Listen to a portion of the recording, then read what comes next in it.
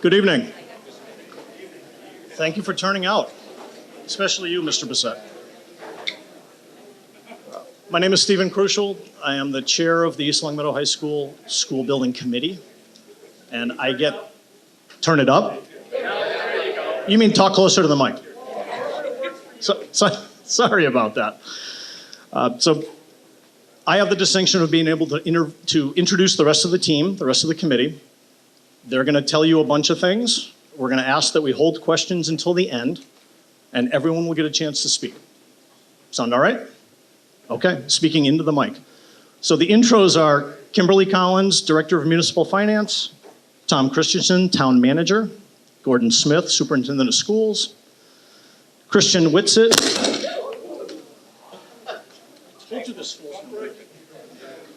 Christian Whitsitt from Jones Whitsitt Architects, along with his colleague Jill DeCourcy. Helen Fantini from Sims Maney McKee and Associates, the joint venture partner on the design team. Frank Page, Principal of East Longmeadow High School. Ryan Quimby, Director of IT. Gregory Thompson from the school committee. And we have Dale Caldwell and Victoria Clifford from Skanska, who is our owner's project manager. So all that said, I'm going to hand the mic to Gordon.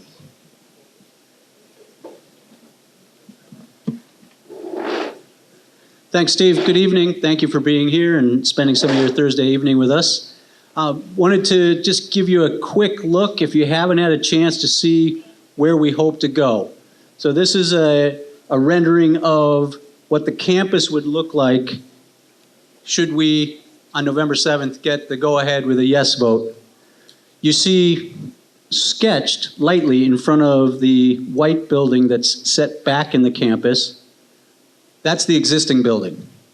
So what would happen is we would actually be able to build the new building while we still inhabit this building. And then once the new building was completed, we could move over somewhere in the late summer of 2026 and inhabit the new building, and then they would continue the demolition of the old building. We would also then reconfigure all the athletic fields that surround this building, all the grass fields.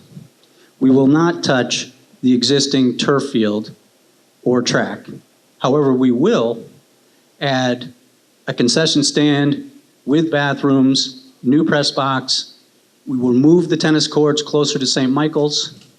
We will add basketball courts, which once existed on this campus, and we will reconfigure parking, bringing it into the campus further off of Maple. We will also close off access at Norden Street, and all that will remain there will be handicap accessible parking spaces and a spot for possibly emergency vehicles, because you do have athletic fields there. This is just a quick look at a few different views of the new building. So you have the front of the new building, then you have an outdoor classroom look, you have the back of the building as you walk through and you would exit towards the back of the cafeteria, and then you have a look at entering from the other side of the campus towards the community or pool building.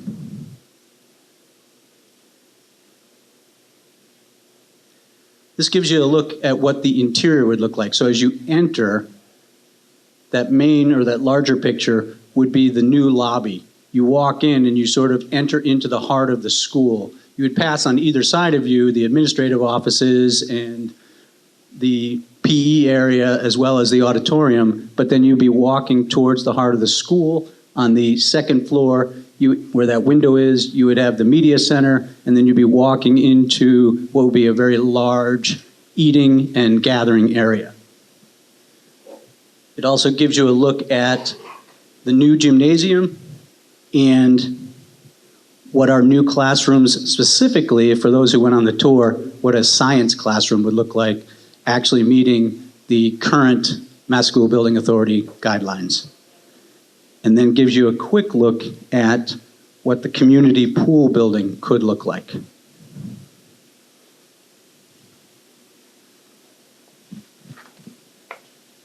Thank you, Gordon. So again, Christian Whitsitt with Jones Whitsitt Architects. We've been working with the district for quite a long time now, and just to quickly go through the plan, I think many of you have seen this at previous presentations, so we'll cover this quickly, and if there are questions at the end, we're happy to come back to it. But we've been working with the school building committee, also with the staff and even the students, and getting lots of feedback on this plan for over a year now. What was important from the outset was that this school would be seen as a community resource. And so it was very important that we put that community program front and center at the building, divided into 4 simple wings. So we have an athletic wing up here that will hopefully tie into a pool building on the northeast side of that. We have an arts wing that includes a new auditorium for about 530 seats. Band and music. That's also the wing where LCAT and the district offices would be housed. And then the academic wings are to the south, capitalizing on southern and northern light. Nice and even daylighting, much easier to control the heating and cooling in those rooms. They will have adequate heating and air conditioning. We have 8 new science labs, as Gordon mentioned, adequately sized to state standards. We also spent a lot of time, again, talking with the staff and the students about breakout spaces, really having the school feel more lively, much easier to navigate than the existing school, feeling as open as possible. Some of the community spaces are a little bit further into the building, so this large group instruction room, for instance, I'll call your attention to. Again, flexibility for many students to gather there at once, multiple classes. Can also be used after hours by the community.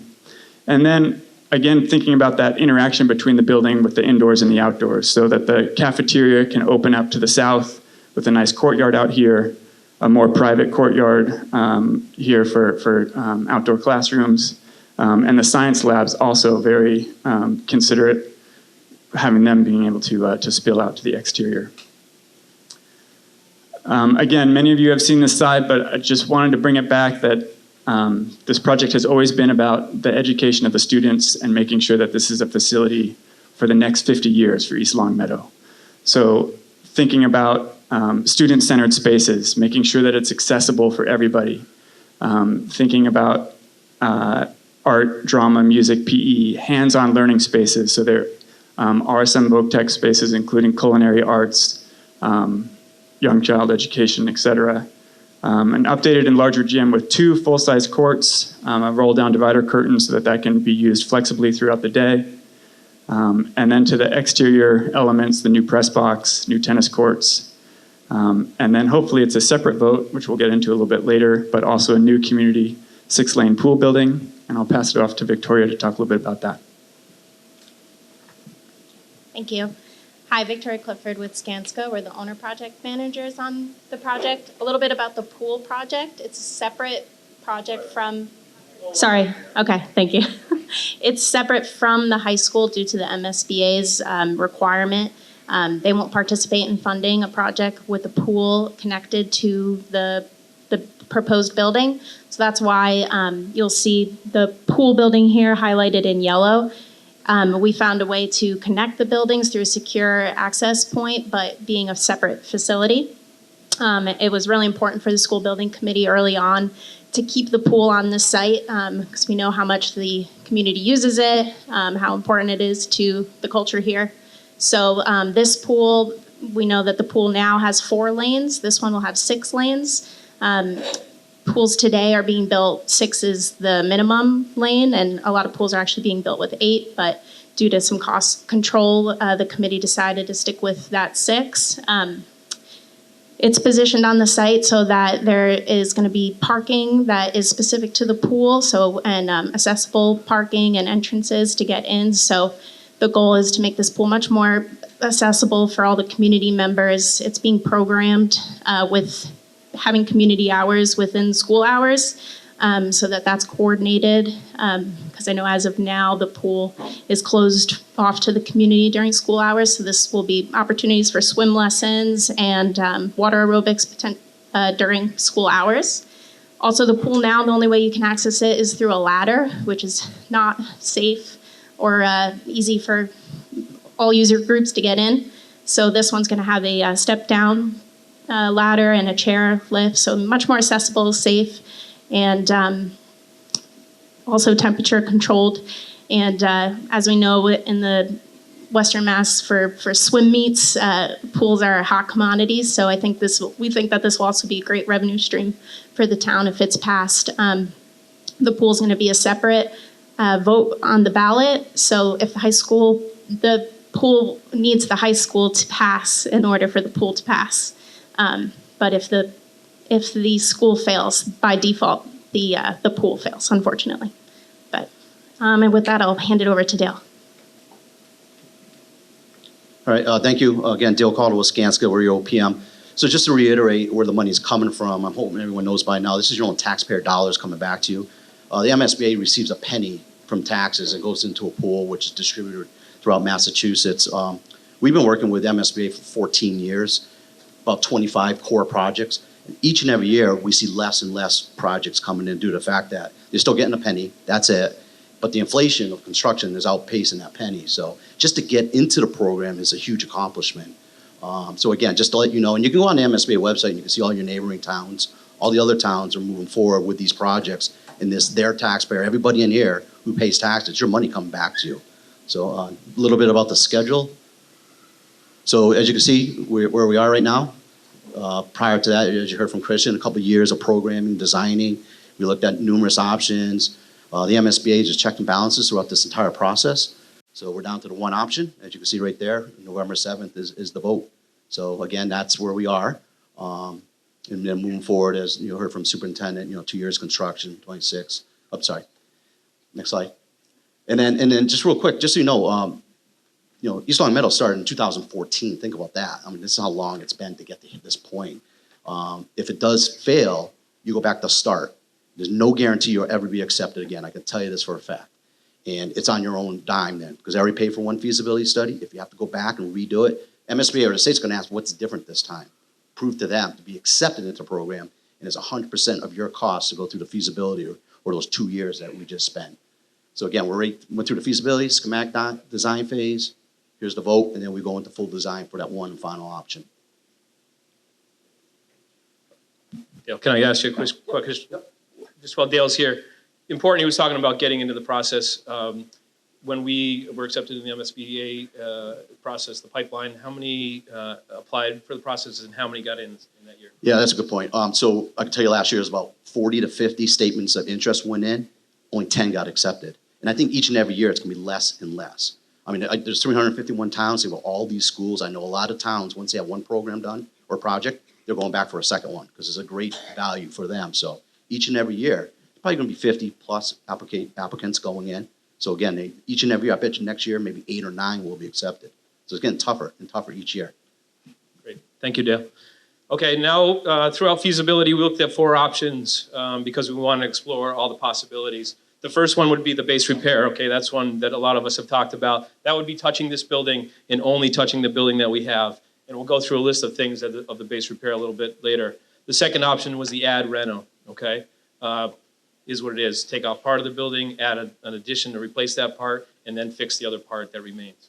Third option was a main school and then a separate community. We talked about perhaps putting an LCAT, pool, IT in a separate building, and then the school would be another building, both on this campus, but that would be the highest of the 4 options. So the one we did go with as a committee, and as I said, we studied all 4 options, was the new school. So that's option 3C to your far left. Now, if you look at the dollar amounts of the whole project, and again, we'll go through this later, at $177 million, the grant amount now is $63 million from the MSBA. So they've committed to $63 million for that project, in that project alone. That's contingent on a yes vote on November 7th. That's $63 million. If no yes vote, that $63 million goes away. So anyway, with our share, East Long Meadow will have to come up with $114 million. It's a lot of money, right? We're going to go a little later on. We're going to go over how the costs of building have gone up. We'll have the architects help us out with that as well. So anyway, the $63 million is in the existing one. If you look at that $114 million, remember that's a new building. Again, we'll go over another slide, the cost of the code upgrades, and then the other 2 options, very similar in cost. The old building would obviously be old. The ad reno would be partially old, partially new. There would be disruption in terms of moving students into modulars. Those come with expenses as well. So pound for pound, dollar for dollar, this committee went with the new building, okay? Some of the costs, as I said, we explored fixing this building, okay? Some of the costs are high. You can see these numbers, 4.9 million hazardous materials, electrical upgrades, $6.4 million. We had some smoke here right at the beginning of school. Kids were outside the building for a long time. We'll show you a picture of that heating unit as we go a little bit later, but there's some major requirements in this building. It's not just maintenance, it's not just upkeep. Things have to be touched drastically, which is what comes up creates these big numbers. Mechanical upgrades, $15 million. Roofing upgrades, $5.5. Plumbing upgrades, $5 million. So those are the basics. Coming along with those, fire protection, cladding and insulation, interior repairs, site work. Those are the major parts of the update for the school alone. So again, if we don't do this project and we look to do something like that instead, these all have to be funded. All of these will have to be funded. I don't know how we're going to fund these other than to go back to the voters and say, please fund $15 million for mechanical upgrades in the building. Please fund for the roof $5.5 million. Those would each be a vote potentially, because typically we come up with about $1 million to $1.5 million in capital investments townwide on an annual basis. So as you can see, none of those are going to fit into that. The time is now. We've got to touch this building or we have to build something new. We're here. This is our precipice. That $63 million goes away with a no vote. Christian, please. Some of the construction costs, you can read it for yourself, but again, the $63 million, this is the total for the project, $63 million. Our net share is at $114. The pool, separate numbers, $16 million and change. No reimbursement for that. Victoria touched on that before. MSBA does not participate in the pool. The pool in the swimming program, for you, those of you who don't know, has a storied history in East Long Meadow. Not only for the students, regular students who all go through the swim program here, but also the high school swim team and the Marlins program. As Victoria stated before, we're looking to open it up for the community as a whole. We want this to be a place where folks come from all across the town and all spectrums of the town. And this pool is going to help us get there, and that's going to be a good opportunity for the community. With that comes a cost. $16 million, there's no reimbursement for that, as I said. Okay, total, after the 63, pool, school, $131 million. And we'll carry that to the next slide. Okay, tax impact. This is a big one, right? It's expensive. It's expensive to build right now. Town costs, remember we carried that forward, 114 for the school, 16 and change for the pool. Estimated impact per thousand on your assessed value, 290 to 306 for the pool, 45 cents for the school for the first. What that translates into for the average household. So the average household in East Long Meadow, 339,000. I have to be louder. Add up all the values of the town, divide them by the number of dwellings, 339,000 would be your number. The impact with a 5% interest for a 30-year bond, in consultation with bond counsel, in consultation with our finance director, if we look at a 5-year note for a 30-year loan, the impact for that household, that example, 339,000, would be this range right here, 1145 to 1190. School and pool. You can do the math on your own assessed value. It's up, if you don't know your assessed value, it's in public records. You can look that up and you can multiply it by those two numbers, the 290 and the 45, and you'll get a pretty close impact on your taxes. The interest rate is subject to change. The term might change, but what we're looking at roughly is a 30-year note, probably around 5%. Okay?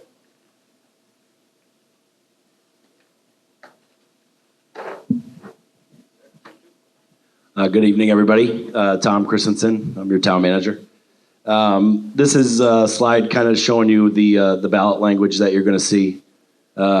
Question 1 is for the high school only and shall read, Shall the town of East Long Meadow be allowed to exempt from the provisions of Proposition 2.5, so-called the amounts required to pay for the bonds issued in order to pay costs of designing, constructing, and equipping a new high school to be located at 180 Maple Street, East Long Meadow, including the payment of all costs incidental or related thereto. Question 2 is for the pool only. Similar language, I'll read it anyway because I have a microphone.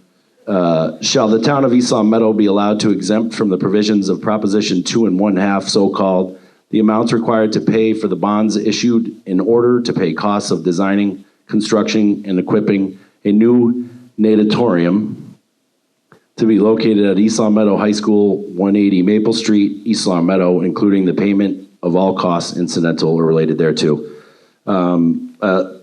Some of those notes there at the bottom. Mass General Law prohibits us putting the project cost or the tax impacts on the ballot. I know, like, for instance, in June when we did the fiber, there was a whole explanation of if yes this, if no that. Mass law prohibits us from putting it on the ballot. And then, like Victoria said, if the high school question fails, then question 2 fails by default. So this is just some more information to sort of clear up a lot of questions we've been getting, just sort of defining what a debt exclusion vote is. A debt exclusion is a means of funding a particular capital project with a temporary increase in the town's levy limit, and that debt exclusion would require voter approval. Essentially, we're allowed to increase the taxes 2.5% from the prior year. If we have a project that's going to go over that, we need the town to vote for that. Don also has a very nice video on LCAT, sort of laying that out, explaining. Nice job, Don.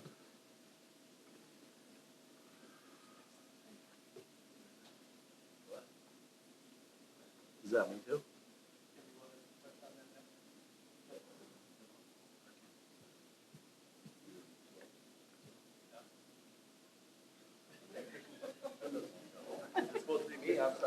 Kim, do you just want to talk about the bond, the dollar amount on the bond, the total amount minus the... Okay, I can talk about it. I wasn't sure if it would be too confusing, but I guess I will. The only thing that I would add is that when you see the ballot, it isn't going to give you dollar amounts, and we've been talking about 114 million as the cost. When town council votes to authorize that borrowing, the borrowing is going to be authorized for the entire cost of the project, which is 177 million. But because we'll be getting those MSBA reimbursements, ultimately we will only borrow the 114. So just to clear up any confusion, when you see that authorization, it's not that the town will borrow that, it's just that we have to authorize the borrowing until those reimbursements come in.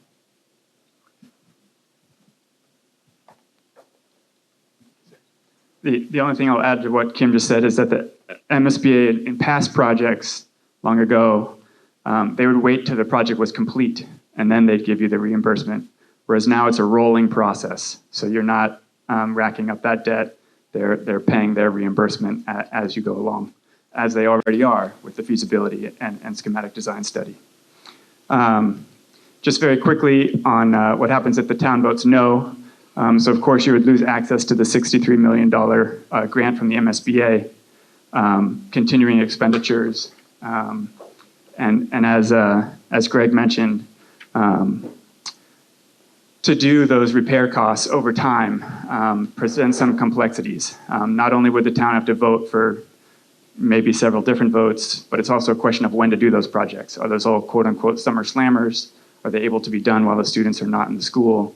A lot of those projects become much more complex. Do you have to hire a new mechanical engineer, a new architect for each of those different projects? It really kind of stretches that timeline out quite a bit. Just real quickly, I know that a lot of people in the room are familiar with Long Meadows High School or West Springfields, and we have been receiving a lot of questions on, I thought those came in at around $300 a square foot. And those projects were a little bit longer ago than I think people realized. Certainly than I realized. I thought they were much more recent. But this is a graph showing MSBA projects over time. So each one of these orange squares is an MSBA new school project. What's not divided out here is a high school versus an elementary school or a middle school. Often those elementary schools and middle schools are a little bit less expensive, dollars per square foot, than the more intensive high school projects. But you can see, and then in green here at the bottom is the construction funding limit from the MSBA. And so that's, again, why the state is reimbursing a little bit less compared to the construction costs than they used to. And so that gap has been growing over time, and the MSBA is trying to catch up by picking up the MSBA reimbursement rate in recent months, which is helpful. But there's still quite a bit of a gap between that funding limit and where construction costs are going. So you can see the recent levels of inflation here, and this is on the MSBA's website. I highly recommend taking a look at it. It's pretty interesting. You can divide it by, look at specific architects, look at specific contractors, and unfortunately the rate's just continuing to rise. So you can see West Springfield High School back here and Long Meadow High School, Worcester South. Amherst Fort River is kind of right just a little bit ahead of us in the process, and coming in at a very similar dollars per square foot. The only other thing I'd mention on this slide is that a lot of these schools were built around the same era, or some of them even later than East Longmeadow. So, West Springfield and Longmeadow were replacing schools built in the mid-50s. Worcester South was actually built in 1978 and needed a full tear down and new replacement. Similarly, Amherst schools were built in the 70s and full tear down and replacement. The ones on the far side, the newer ones, are Neshoba Regional, Whittier Vocational, and some of those schools. Again, the costs are a little bit above of where we are. I'm going to pass it back to Gordon to talk a little bit about impacts to the district. Thank you, Christian. So what does a no vote mean for the high school and East Longmeadow Public Schools? Well, it means that we don't see any improvement to how we're delivering education in terms of classroom technology, HVAC, and until we figure out, if there's a no vote, how we do some of those projects that were listed on a previous slide, we continue to endure some of the conditions that you have read about and unfortunately seen on the news more frequently than we probably would like. What else does that mean? Well, it means that we probably get back in line, and I sharpen my pencil and I continue to write statements of interest that I submit to the Mass School Building Authority in hope to get back into their core program. And I think Dale said 50 statements of interest were received last year. When we were accepted into the program in 2019, I believe there were 75 statements of interest. And I think at that time they were accepting anywhere from 12 to 14 projects. Last year they accepted 10.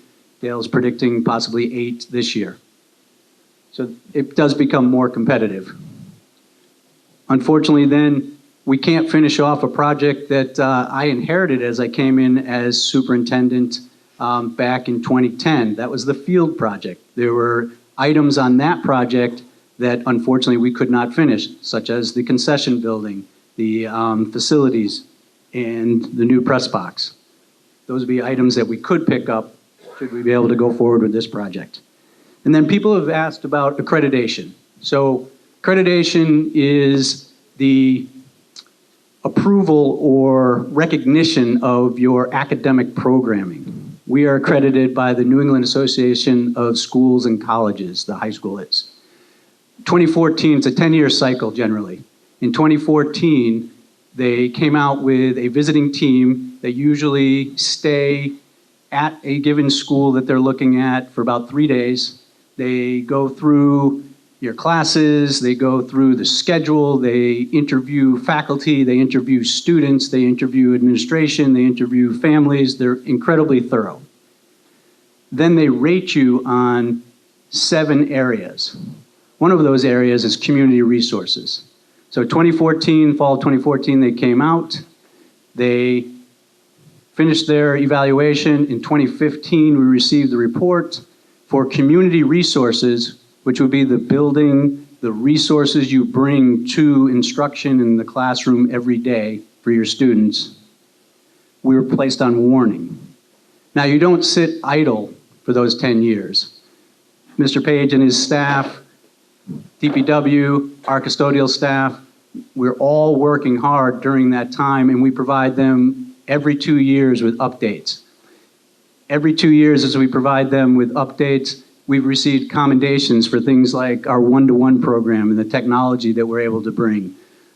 They have looked at the new schedule, and they've talked about how we've been able to increase more students in honors and AP classes. We've received commendations for that.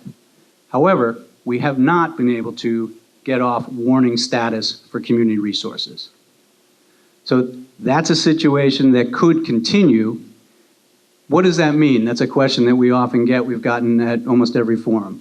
So that means that if you continue on warning status, as people are moving to Western Massachusetts, and if we get the train, maybe more people will be moving to Western Massachusetts, the east-west train, as affordable housing seems to be on this end of the state. They're going to look at communities. And one of the things that families look at as they look at communities is, what's the school system like? Well, when you have to say that your high school's programming is on warning status for accreditation, that causes a pause. It not only causes a pause for students who might be moving in, it causes a pause for students who are currently here. As we've already lost students as they go through the middle school to private schools simply because of our building, not necessarily because of accreditation. But I think that's something that is a sign for the future should there be a no vote. It also causes pause for admissions offices of colleges and universities. Currently, East Long Meadow produces and will continue to produce students who are ready to take on the most competitive colleges and universities in the country. However, as I'm sure many of you or all of you know, the admissions process every year is unique.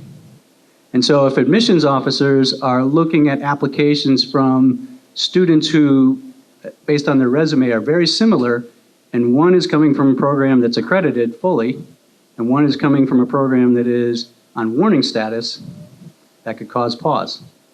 That's not something that we look to put our students, a situation we look to put our students into. We seek to always put them in a position to have the best opportunity to move forward. Yes. I'm sorry? Oh, I'm sorry. Mr. Thompson wants me to point out, so the picture up top gives you a look at one of the unit ventilators. That was actually the famous unit ventilator that in September, unfortunately, kept us from entering the school for about 20 minutes, delayed us from entering because the belt seized on it. The unit started to smoke. Luckily, our staff comes in early. Teacher was there, got a custodian. We shut it down before it got too far along. It was smoking and causing heat. It set off our fire alarms. And so as students were arriving, we had also the East Long Meadow Fire Department here and a few police officers, as well as most of the administration. So that just gives you a picture. That's just one unit ventilator. Those, not necessarily suspended from the ceiling, that's in the art room, but unit ventilators are the way we bring our HVAC and circulate air in this building, and they're vintage 1960 when the building was built. So just to give you an idea, because another question that we also get asked is, well, are you still investing in the district? Are you still investing in the high school? So throughout this, I'm going to start with the high school. I know it's at the bottom, but throughout this entire process, we've continued to invest. We continue every year as part of the town's capital planning process to provide an updated 5-year capital plan that looks at 5 years out. What are your most urgent projects for, in this case, this year, FY, fiscal year 2025? And what are the potential costs? And then that goes in with the rest of the town departments in terms of projects that the town can fund on any given fiscal year.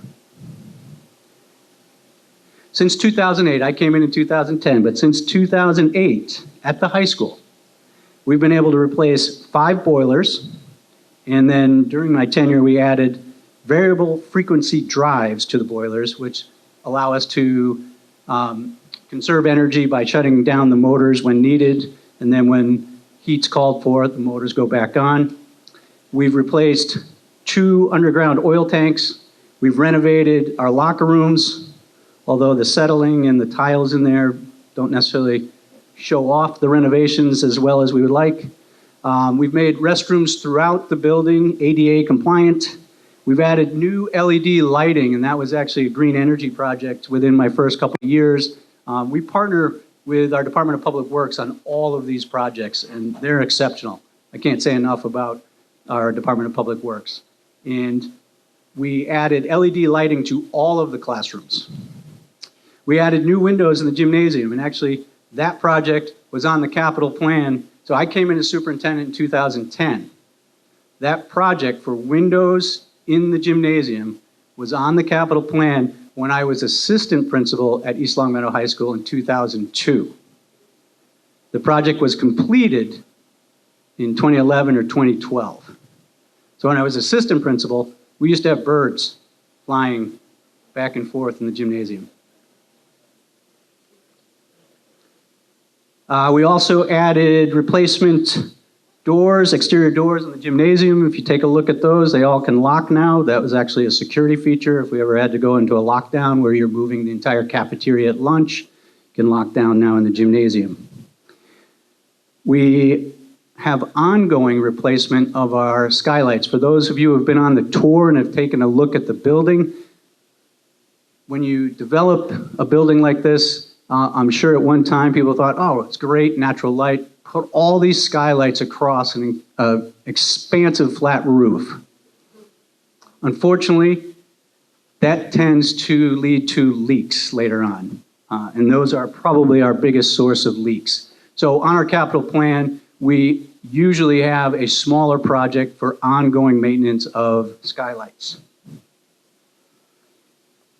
Lately, within the last 2 years, we completed the full replacement of a membrane on one section of the roof that had the oldest membrane, and it was different from the rest of the roof going this way towards the athletic field. There was a membrane over on an area of the building that we have called our freshman wing. We've also added a new public address system. It's not as sexy as some of the other projects, but new public address system. And we've added a new fire alarm system, which actually works quite well. Once that heater that you saw earlier caused it to go off, everybody exited the building in an orderly fashion.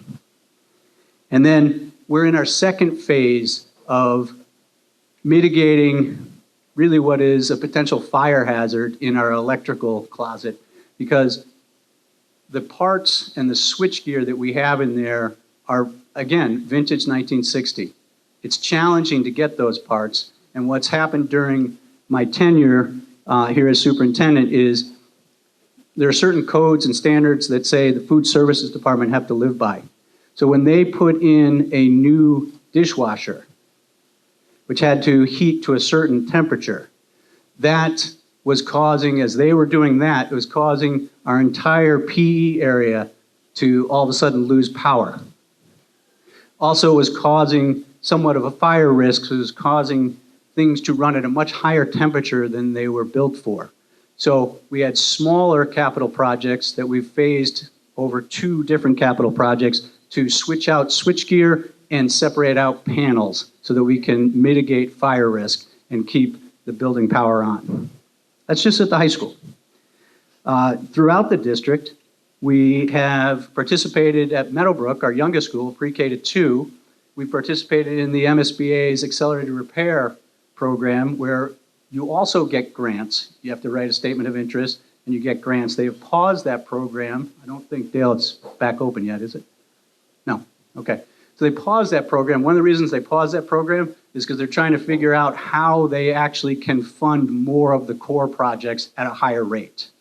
So they paused the Accelerated Repair program. But the Accelerated Repair program was there for roofs, windows and doors, and boilers to help buildings handle those capital projects. So at Meadowbrook, we replaced all the windows and doors with one capital project through the MSBA Accelerated Repair Program, where you enter into a partnership.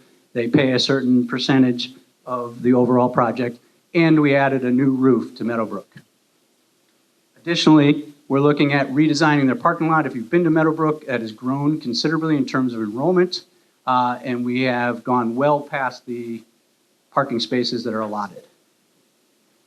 At Maple Shade, we've been able to replace their entire heating system.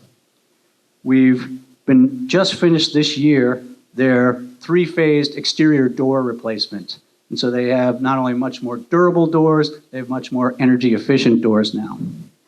And it's on the docket. It has funding, but it has not fully happened yet. We're repaving the playground, which that did happen over the summer, and we're hoping to repave the parking lot because, as I see some Maple Shade teachers here, we do have a situation with the hill during the winter that as snow melts, it then goes across our parking lot. There aren't drains there, or there aren't enough drains, and it does cause an ice situation and a falling risk. Mountain View, we replaced the gym floor. We've also, well, at least it's funded, but we have not done it yet. We replaced, or looked to replace, 2 aging modular classrooms that really are more of trailers that are attached to the building, and we're looking to build stick-built, as they say, it's a term I've learned as I've gone through this process. Stick-built or traditional construction classrooms at Mountain View. And then at Birchland, which is our newest school, it's funny to say that, as Birchland was built in 2000, it's now 2023, so it's 23 years old. We've been able to replace carpets. We've recently just got approved an area for replacement of an area of their ballasted roof, and we have replaced their inside freezers for the kitchen area. So it just gives you an idea. We don't want the community to think that we're not investing in all of the schools or that the focus has entirely been on the high school, or that because we were going for this project, we stopped investing in the high school. The MSBA actually uses your maintenance program and your investment in your buildings as part of their criteria for selection.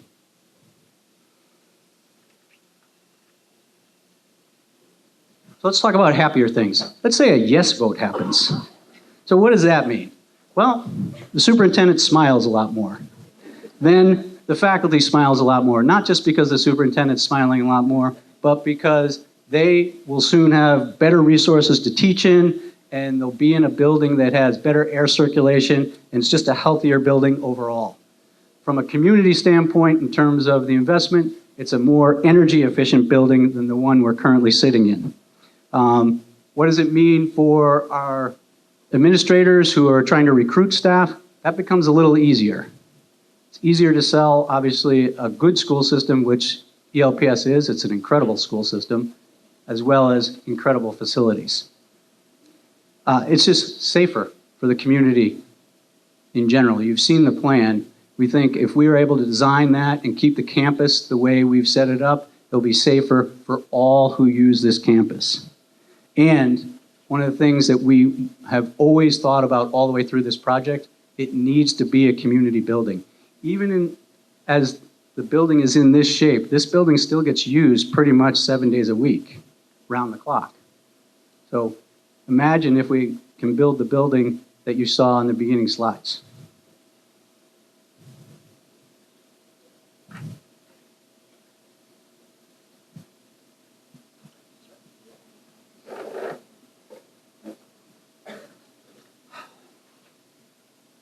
The future for ELHS is now.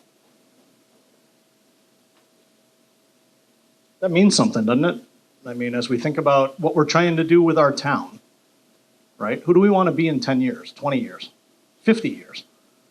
You know, I know there's a lot of people in here that, you know, might be generational, right? You lived here, your kids live here.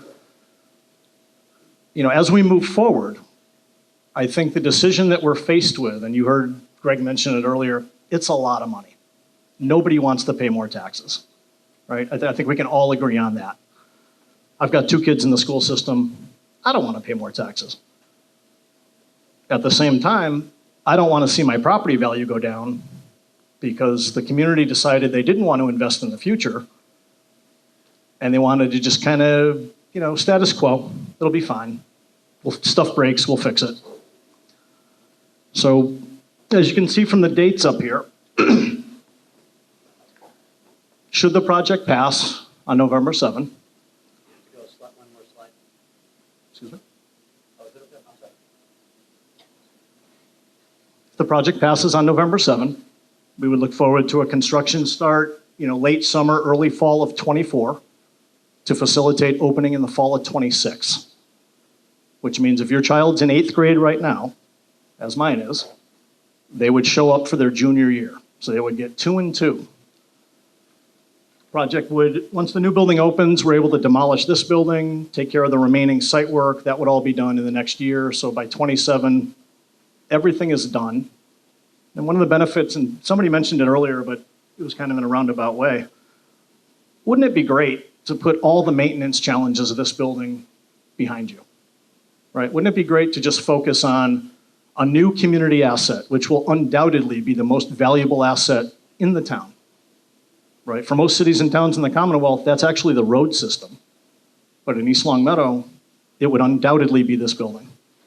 And I think it would be something we could be proud of. And I think as the community moves forward, it becomes an attractive feature. Someone else mentioned earlier, do we want people to move here or do we want people to move out of here?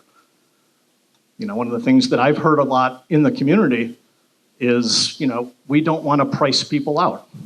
Of course we don't.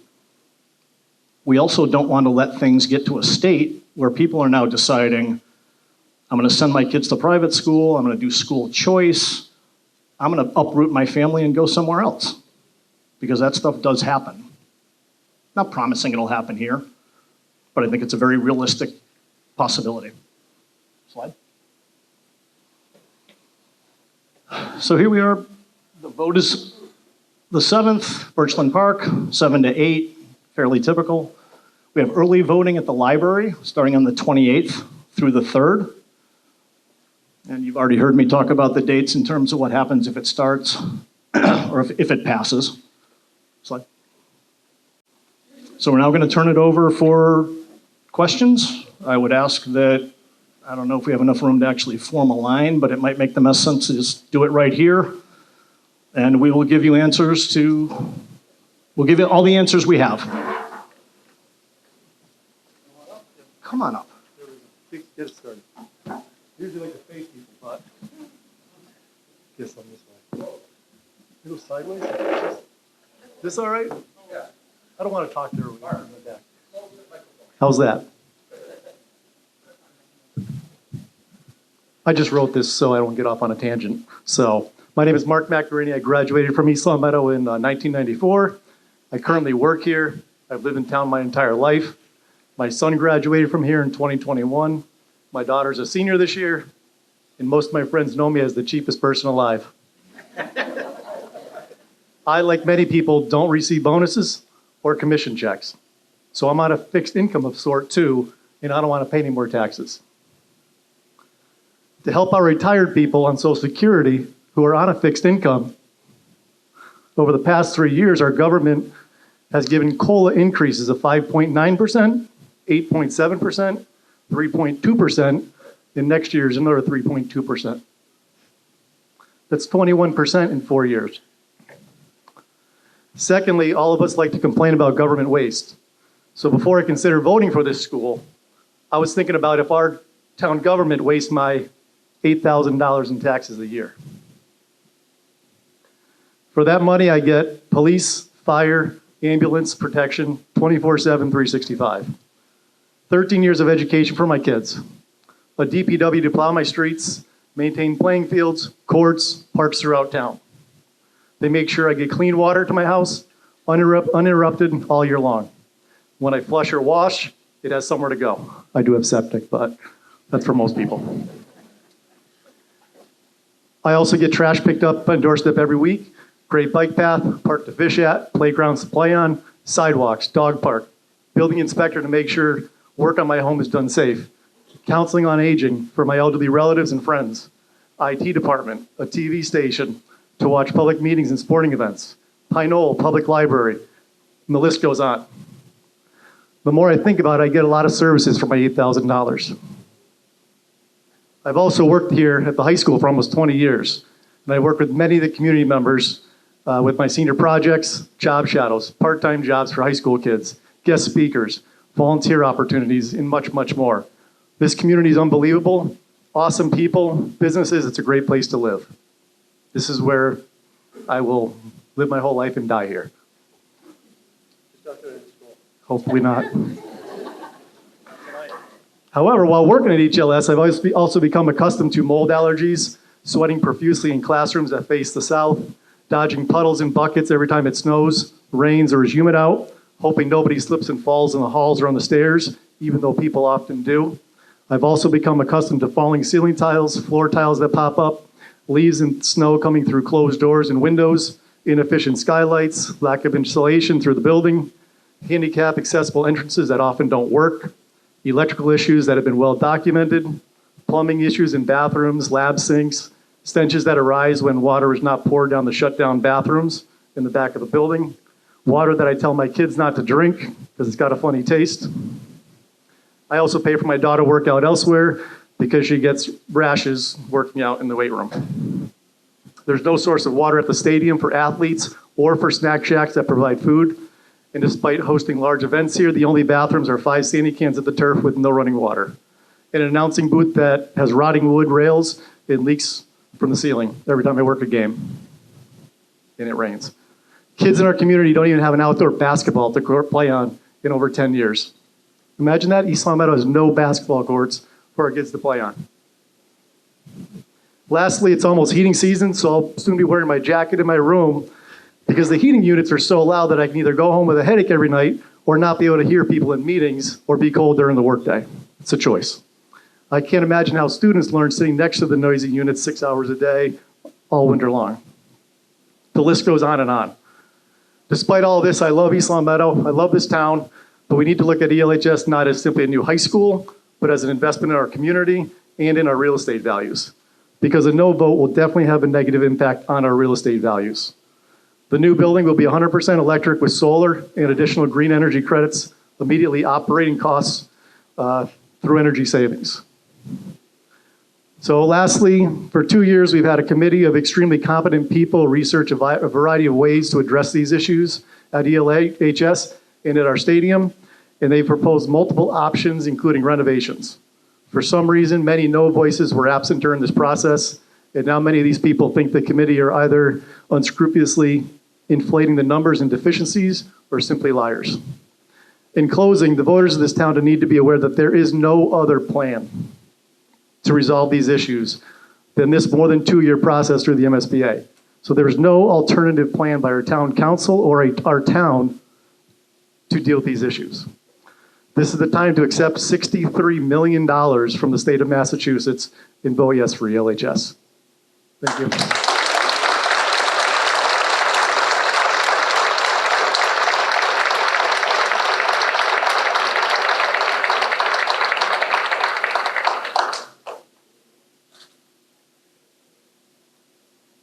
Don't everybody stand at once.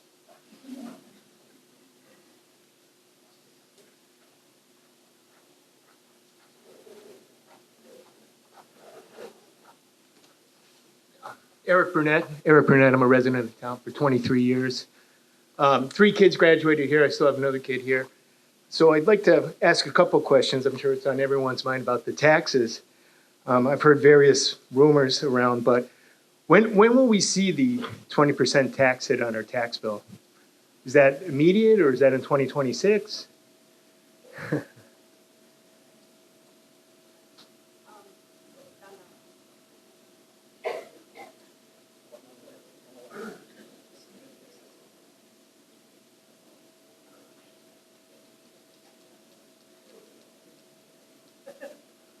So based on the timeline that we've been given, we would short-term borrow for, the beginning of the project until we're able to permanently borrow. So you would really see minimal impact in calendar year 2025. In 2026, you'd see a rising impact, and then you would see the full impact by 2027. And is that for 30 years? I'm confused on that. It is, it's for 30 years.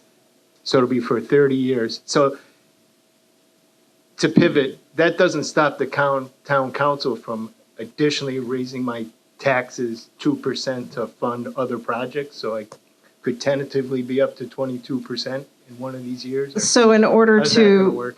so that, that increase, you would,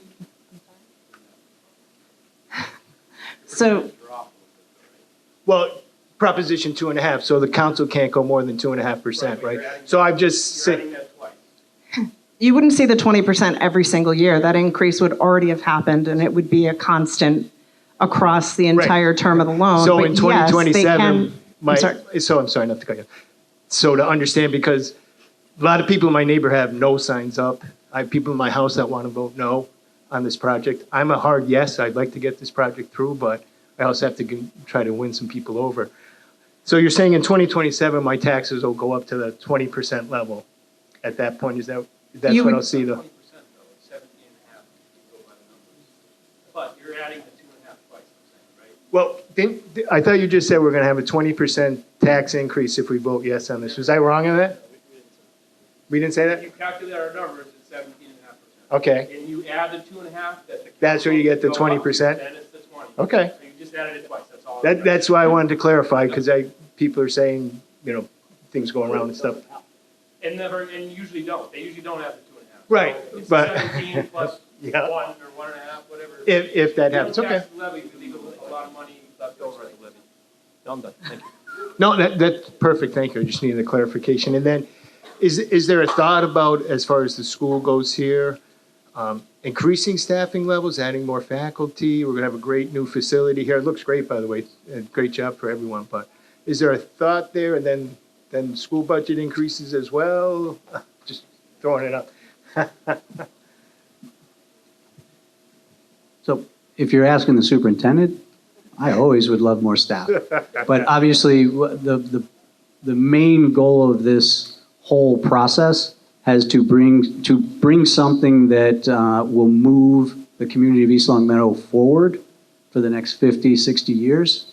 And certainly as we continue to move into this, if we move into this new building, there will be retraining. So there will have to be a lot of retraining in terms of how do we maintain a building that is truly 21st century. How do we work with DPW? They'll have to also be trained to do the same thing.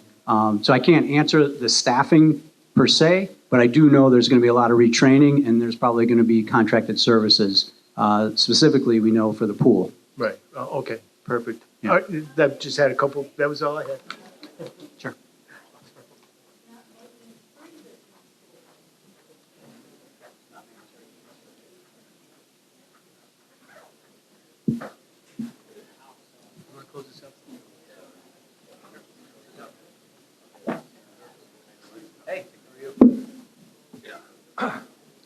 My name's Alan Phillips. I graduated here in 1971, moved away for a few years, worked, been back in the town for 32 years.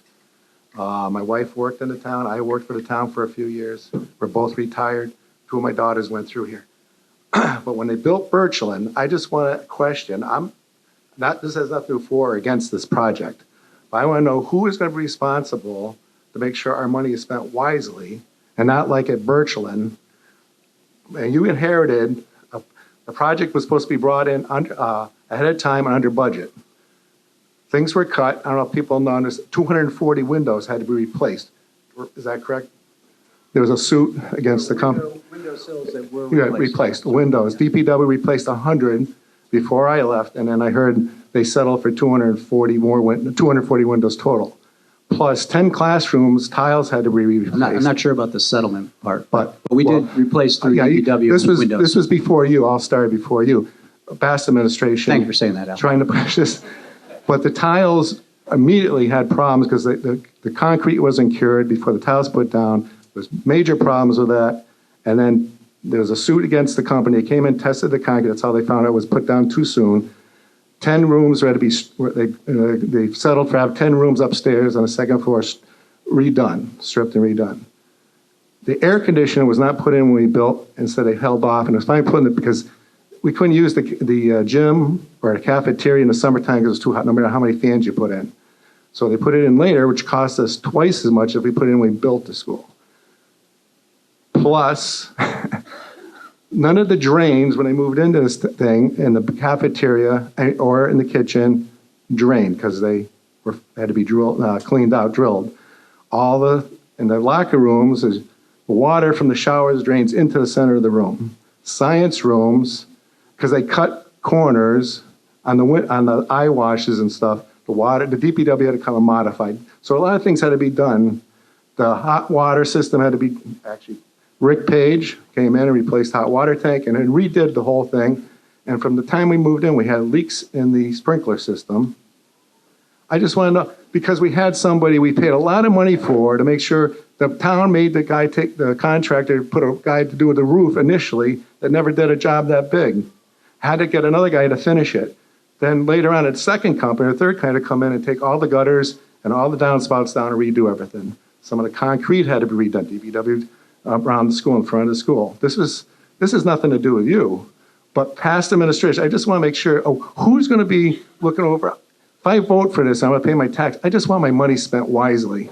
I don't want people cutting corners, putting cheap windows in, and somebody's going to make sure that the taxpayers looked out for, that's all. And that we don't have to replace things. We're not building a brand new school, and within a few years, we're replacing things or find out that we rush things or not quality windows or whatever aren't put in. So I just want to know, is there going to be one person, is there going to be a group of people overseeing to make sure our tax dollars are used wisely? I want our kids to have a nice school too. I'm 71, the school was only 10 years old when I graduated from here.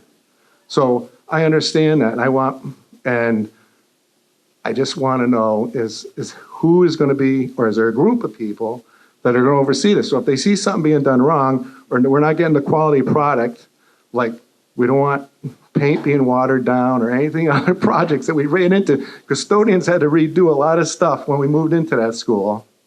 And I just want to so if you could just tell us who's going to be overlooking and making sure our tax dollars are spent wisely and we get what we're paying for, that's all.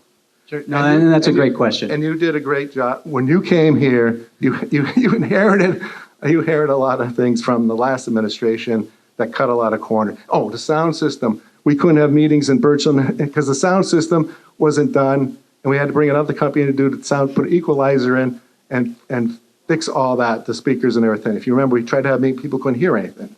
So I'm just saying, if you're going to do a sound system. I think sometimes that was just deliberate because I was speaking. No, this was before you. This was right as soon as they opened the school. But I'm just saying, you have a music department, get people to know, what needs to be done, and so the right equipment is put in when you build the school, so something has to be done after. That's all. I just want I just want my money spent wisely. That's all. Right, and you bring up a great question, and it deserves a round of applause. Absolutely. Thank you, Al. Thank you for also mentioning it was all before me.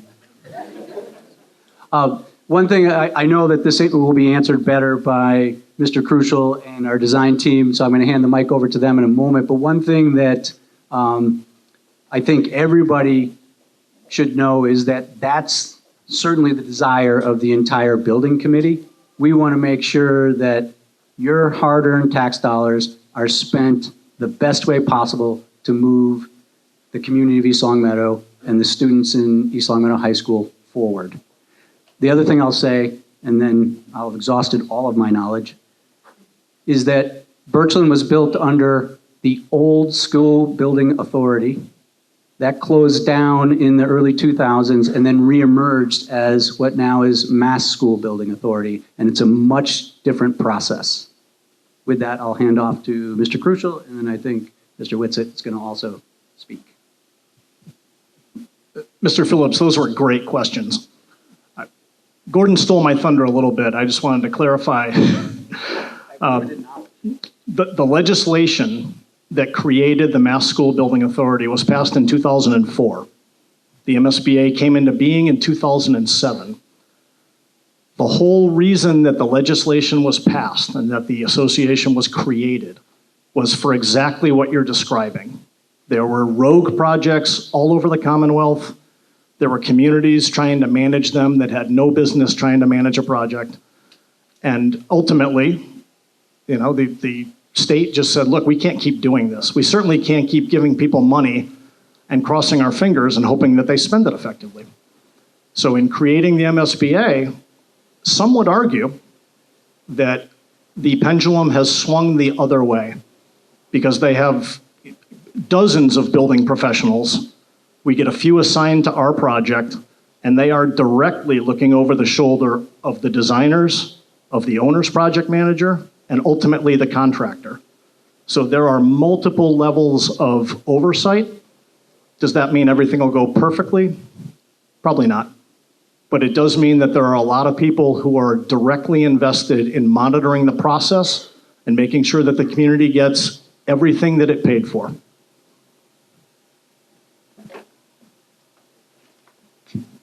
Thank you, Steve. Just wanted to go into a little bit of the specifics on the checks and balances, and this is my opportunity to talk a little bit about the process. So again, if this goes forward on November 7th, then we go into design development, then eventually into construction documents, and then eventually into construction. So there's quite a few steps still to go. So during the design process, there are many checks and balances, as Steve and Gordon mentioned, that the MSBA introduces into that process. So we go for a cost estimate at the end of the design development phase. We go for another cost estimate at the 60% construction document phase, and another cost estimate at the 90% construction document phase.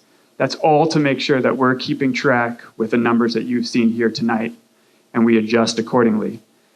When we do those submissions, there are many people looking at the documents. So the MSBA, we submit to the MSBA, and they have hired folks that look over all of those drawings and specifications.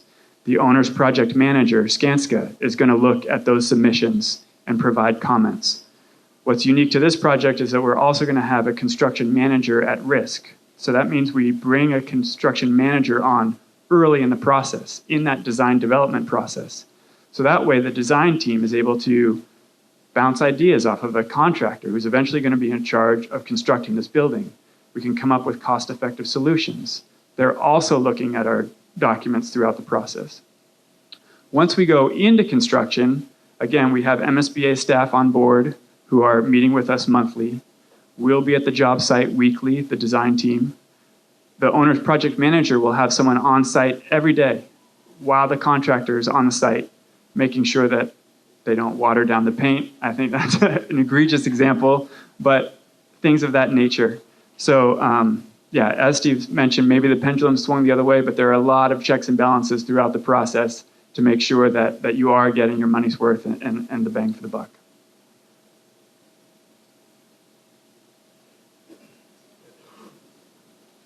Bill, I'm going to jump in first.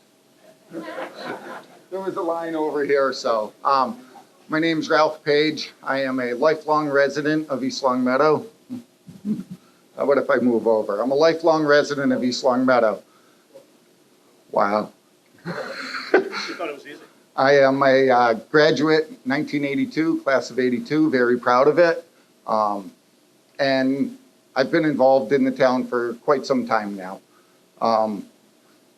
That 20% that you see out there that we're talking about a tax increase, that was derived off of the numbers that we've seen. $3.60 is what the suggested increase will be for both the pool and the school. Those were the numbers. I think today I saw $3.52. I believe our current tax rate, if I just was notified, is about $18.50. You take $3.60, divide it by $18.50, and you come out with 19.4% increase for the cost of the school. So that's where I came up with it. And yes, that was my number, roughly 20% that we're looking at. And 20% scares me. A $3.60 tax increase scares me because at $18.50 you add $3.60 to it and you're at 22. So at 22, there's still a tax levy limit of $25 per thousand. That puts us very close to it. What most people don't understand is under capital projects, we've been told $27 million is needed to repair our streets in town. That'll just bring up the main streets to the area that we need. We're looking at a fiber optic system for roughly $21 million bond. Last year, I believe it was, we were given $7 million in capital projects for schools other than the high school. These are all projects that need to be done. I don't want to see our other schools go into disrepair because we've put all our eggs into the school. It's very concerning. And I mean, I could go on. I could tell you about the police station that needs to be redone, or a safety complex. I can tell you about the fire department where there's not sleeping quarters. I mean, we can go on and on as far as needs of the town. The town needs a lot. And it scares me with a $25 tax limit. $3.60 adds to this. We've been working, I've been on the town for what, 4 or 5 years now, and we've been working to try and bring the tax rate down. If this came forwards, what, 4 years ago when our tax rate was almost $22, we wouldn't be able to do it. We wouldn't even be standing here because we'd be over the $25 cap. Talking about assessed values. 2008, our assessed values dropped. They tanked. Guess what? If our assessed values tank at all, our tax rate goes up, brings us either close to the 25 or over, and what happens at that point? We have to start cutting services. The school is the largest budget in town. Guess where we'll be looking for cuts? So it concerns me that we may end up with a new building, and if the building was less money, I'd be the first standing here. I told you, I've been to the SBC building committees, and when I went in, I said, hey, if we come in at 125, 130, I think we can do this, and you know, we can blast forwards, and it'd be a great project for the town. But when we climb up to 177 million, I just think it's too expensive. And that's my personal opinion. And I do have some questions with regards to repairs. So from what I can see and what I've been approached on is there's some concerns that, hey, if we recover the roof, we got to bring the whole school up to today's building code. So I sat down with our building commissioner yesterday and I had a lengthy conversation with him. And he told me he knows of no repairs that would trigger a full code upgrade. He's like, when you start doing renovations, you start doing interior wall, structural, then it all depends. You may hit a level 1 where this type of code's got to be brought up. But to repair what we have, he said no. So when I hear out there and hear things coming in that, well, if we re-roof the school, that's it. We got to bring everything up to code. It's 114 million. That's not accurate. And I mean, I'll ask, unless you guys know something different, I mean, I think. I have a little input on that. So our building commissioner basically, our building commissioner, when you go to do a project, all projects go to the building commissioner for his advice. He has to interpret the building code and he makes the determinations. So that's why I went to him. And I also asked him if anyone else had been in to talk to him about it. His response was no. I just, like I said, I think, I'm not telling you that there's not items in this school that have to be done. We've seen the pictures of the roof leaking. I did just ask about it after the 4-inch storm. Luckily at this time, I heard that there was no leaks. But that doesn't mean that they're not going to come back and that we don't have to do something. It doesn't mean that the Ansel system doesn't have to be upgraded. It doesn't mean that these upgrades will be done. I believe in 2019, you submitted to the MSBA a list. It was $24 million that you said was needed in capital projects for the school. And that going forwards, yeah, some of them have been upgraded. Some of the electrical systems been done, the recovering of the freshman wing, but yeah, there's still repairs to be done. But my thought is if we do repairs on the school, it'll still leave us funding in town to be able to address some of these other situations. And that's my thought on it. Thank you.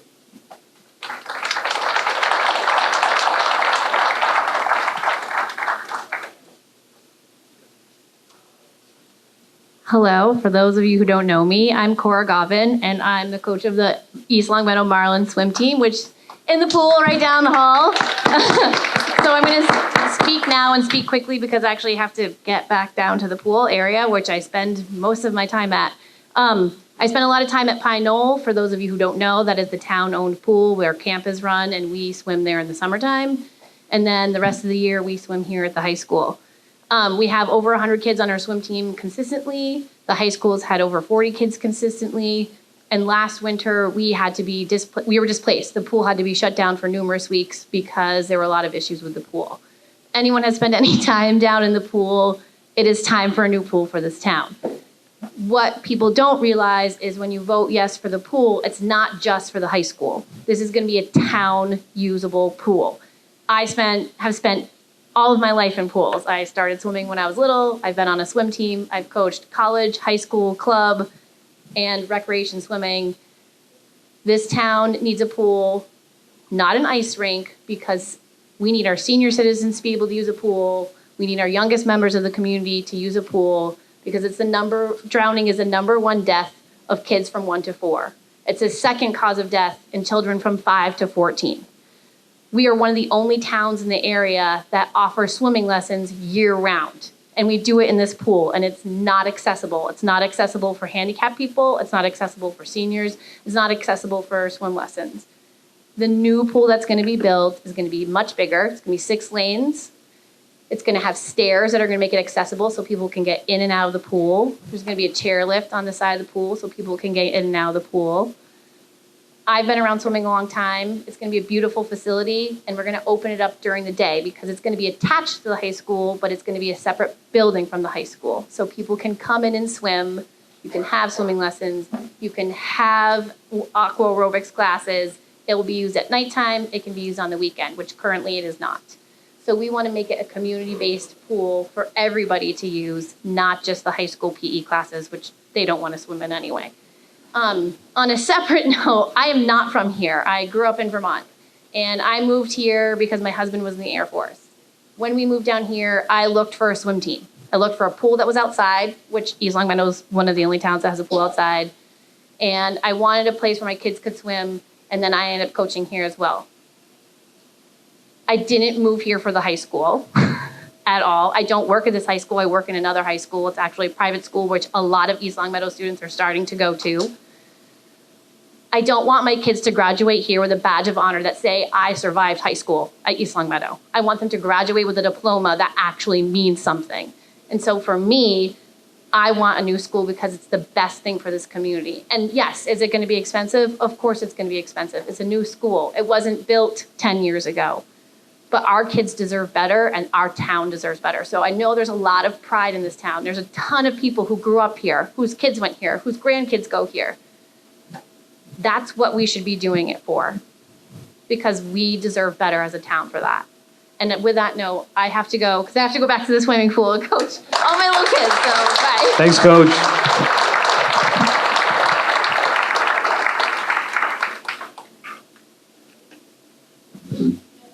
There we go.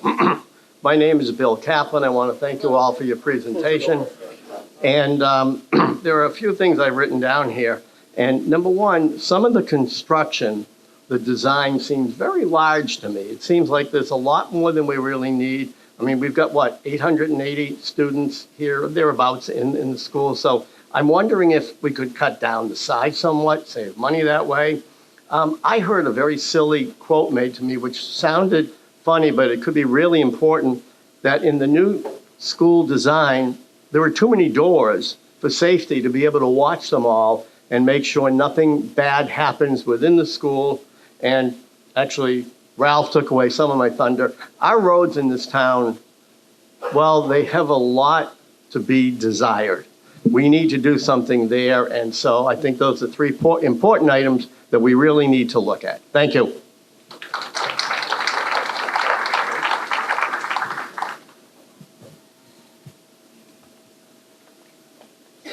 Thanks, Greg. I'll just comment quickly on the sizing. and on the doors. The sizing, trust me when I say the school building committee has also been squeezing this project as much as possible, right? And it's always a balance between keeping the educational priorities that we hear from the district and these tax implications. And the school building committee has always been extremely conscious of how expensive the school has been. The inflation of construction costs has only made that drive harder. I will say a lot of the square footage, the square footage as a whole meets the MSBA guidelines. Some of them are requirements. So the classrooms that you have now would not be funded by the Massachusetts School Building Authority. The state, when they put in $63 million towards this project, they also want to make sure that they're getting their bang for their buck, right? They want to make sure that this is a school that will last 50 years. They have spent countless hours doing studies looking at what size science classrooms are most successful across the country, what size general classrooms are most successful across the country. Does the assistant principal need a 300 square foot office, or can they do with a 150 square foot office? The answer is 150. So we're definitely making changes. The overall square footage of the building is not that different than the existing building you have today. But where that square footage is going is much different. The classrooms are much bigger. The science classrooms are much bigger. There is less confusing circulation by the locker rooms. The library is going to be bigger. The gym is going to be much bigger. The auditorium is going to be a little bit smaller because that's what matches the student population for this school. So we've constantly been making cuts throughout the way, making the school as efficient as possible. In terms of doors and security, because I know that's a hot topic, the number of doors in the building will be far less than what are here currently. And the security system will be night and day difference. So you'll have electronic controls on all of the doors so you can tell from the office when a back door is open. There'll be a 3-step security system to come into the school. The administration will be right front and center as you enter the school. There will be one entrance to the school instead of a kind of a confusing which door do you go into as you approach the school. A lot of attention and thought goes into the security aspects of the school, even to the impacts of a separate bus drop-off versus parent drop-off. Things of that people don't think about in terms of school security, but that's really where most of the incidents happen is in areas like that. So that's all been part of the process.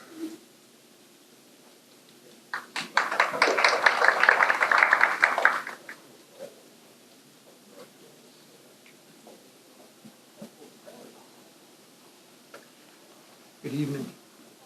My name is Chris St. George. I've really that close. I don't work with these. My name is Chris St. George. I've lived in town for 23 years with my wife. We have one son, and I'm pretty neutral on whether we go with or without a new school. I had my experiences here. I didn't grow up in East Long Meadow. I was married into the town to my wife. I have just maybe a couple of questions. Sorry. Maybe I should just shout instead. All right. My first question is, what is the cost of demolishing the current school? And what is the timeline, or I should say, who's going to fund that phase? And number two, what is the timeline from demolish to completion, and what is the timing after the new school is fully operational?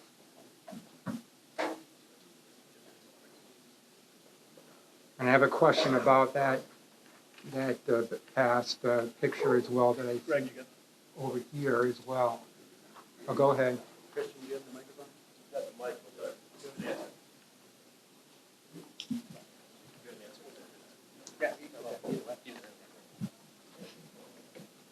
So the budget of $177.5 million covers the cost of building the new building and the demolition. All of it has been estimated, and once we locked in on that budget, that's the budget. Okay. We can't go above it.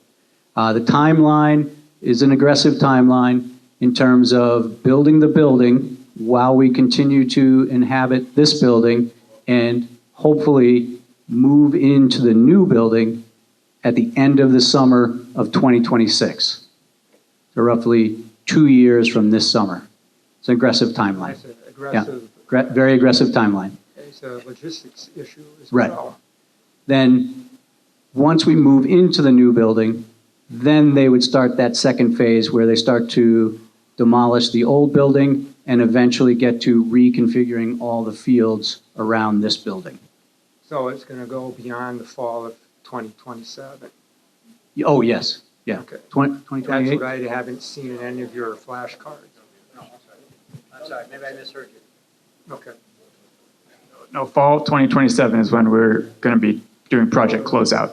It will have been demolished. Site work will have been completed. How about the egress? When the dump trucks come in, is it going to be a wrecking ball, dynamite to demolish the current building? I thought I would ask that question. Dynamite would be exciting. Yeah. The students would love it. Oh, yeah. No, unfortunately, and I just pulled up the cost here. So the demolition comes in at about 1.7 million, but the kind of surprising number is that the hazardous material abatement comes in at about $2 million. So the building will be demolished very carefully because all of the hazardous materials have to be abated. The building gets demolished, as much of it gets recycled into different categories as possible. This will be a lead project, so we'll be tracking all of that material waste. It's much more of a selective project process than dynamite. Okay, now the Northern Street access, that's going to continue to stay open until the demolition and removal is complete through the neighborhood there? So the question was about Norton Street access, if you didn't hear. Yeah, that would stay only because that is the way to get to the district offices right now and those fields. So as soon as the district offices are able to relocate into the new building, then that access road can go away. Okay, my last question is, and I see that picture right where the gentleman is standing with the Cape Cod. Could you bring that one up on the screen?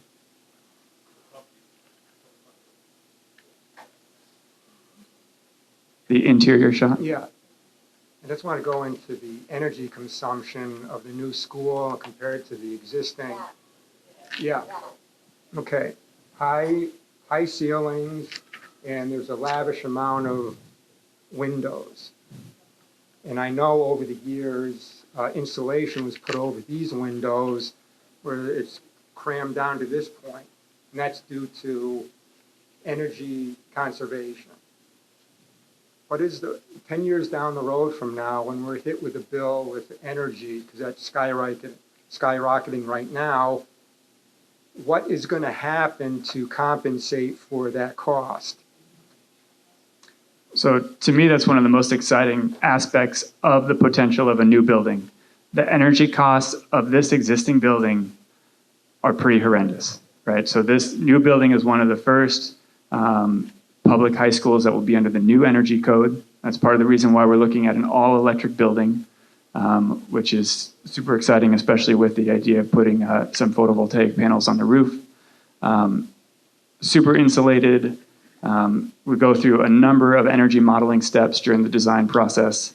The energy consumption of the new building is going to be night and day different than what you have now. Okay.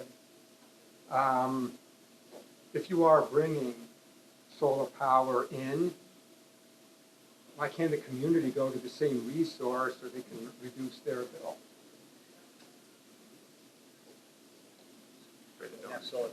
Why can't we take advantage of some of the energy that you're getting from wherever, the substation, to allow for people to take advantage of the same thing? So there is solar planned for the rooftop of this building, which will be enough to cover about a third of this the new building's energy use. There would not be an excess amount to be tapped into by other residents, but it would be offsetting a significant portion of the school's utilities. I don't see the full cost. I can't get my arms around it because it's like Christmas time, you open a gift and you go, wow, this is great, I'll play for this for a few months. And then a couple of years later, it's kicked to the side. How can we prevent that from happening? Because this school has deteriorated over time, and I just want to know what is going to be done to keep the maintenance up, because I don't think the maintenance has been kept up in this building.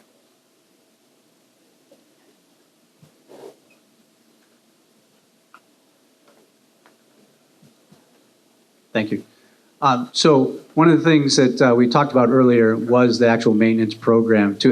As one of the criteria to get into the MSBA process, you have to demonstrate the maintenance program that you have, which we do have actually a very robust maintenance program between our custodians and our Department of Public Works. One of the things, though, you can't maintain are systems that are 60 years old, such as the electrical system, the plumbing system, the HVAC system.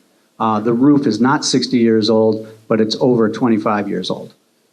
So those are things that we do maintain, and I think Mr. Page said at last storm, and we were excited about that, that we did not have leaks. And one of the reasons why is because this summer, right into September, our DPW has been resealing and in some cases replacing the skylights. Okay. Thank you. Welcome.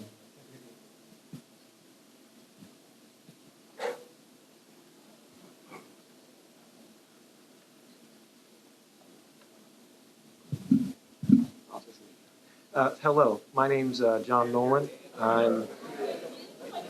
Yes.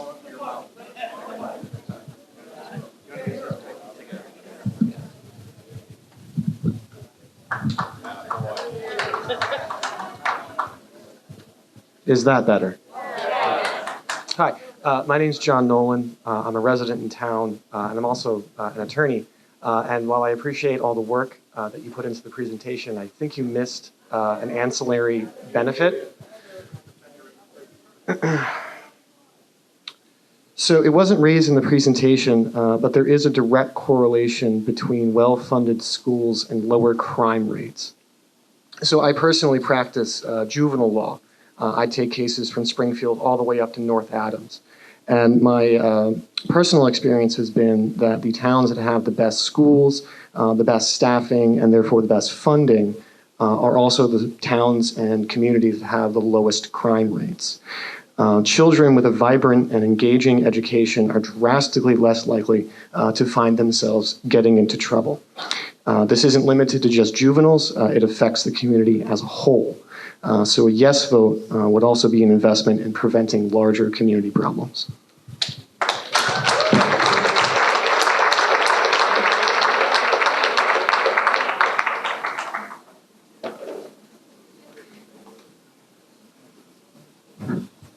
Hi, my name is Jerry Saletti. I've lived in town over 30 years. My 2 kids graduated from this school system. My wife retired about a year ago. She was the executive secretary to Gordon Smith and the superintendent for over 15 years, and also the school committee. I've heard about this since it started, and more. I got a few questions about this. I guess the first part I have is, I'm glad a lot of people are here today. I just wish more communication got out earlier. It's too late to change anything. Problem is, too little information came out early, and now it's out, more and more people are starting to find out, hey, we got to vote on this. Got a question about the solar. I appreciate Ralph Page's information for the town. I'm more concerned about the town in a whole, because there's a lot of money that the town's going to spend. If you're going to be here for a long period of time, expect the taxes to go up even more over time. There's things that have to be fixed in this town. My concern also is I know there's been work done to other schools, but we're gonna have other schools, I'm assuming Gordon. What are the conditions of the other schools, like Mountain View, that is still using modular classrooms, really after 15 years? I mean, there's a lot more in this town that's gotta be paid for. We're all gonna pay for it. I got a question on the solar. The solar is gonna cost, I appreciate the information you provided me, Gordon. It's $2.8 million for the solar, including $700,000 for batteries. Now, batteries last 10 to 15 years, give or take. Solars degrade about 0.5% a year. The projection is it's gonna cover about 30%, 32% of the electric usage, but that's gonna dwindle down over the years. Why have batteries if we're gonna have a generator? Why are we gonna spend $700,000 on batteries if we're gonna have a generator here? Number one. The total cost for that, the 2.87, over time, it's gonna be $5.5 million over the 30 years, which is about $15,000 a month, about $180,000 a year for the electric. The savings is $99,000 a year. And it's gonna cost us $185,000. I don't see the gain there. It's one thing, I understand solar, I'm getting solar, and that's one thing for residents, and if you're gonna sell, could upvalue it, but we're not selling the high school. So again, it's gonna cost us more than we're gonna pay for it, than we're gonna, if we don't get it, to the tune of about $100,000 a year. District office, I still don't understand why district IT, LCAT, sort of, but it's $4.7 million of the cost, and none of that's getting any grant money towards it. That's straight money, $4.7 million. Over time, it's gonna be $9 million to pay for the district office space, LCAT, and IT, $9 million. Now the town's talking about maybe buying another property in town for Ralph, about whatever the millions is. Why don't they move there? But again, it's too late. Design is done. So again, all I have to say is the town's gonna need more stuff. This isn't the only increase that's coming. That's just how it is. Roads, other school stuff, and I won't put anybody here on the spot, but it's coming. Thank you.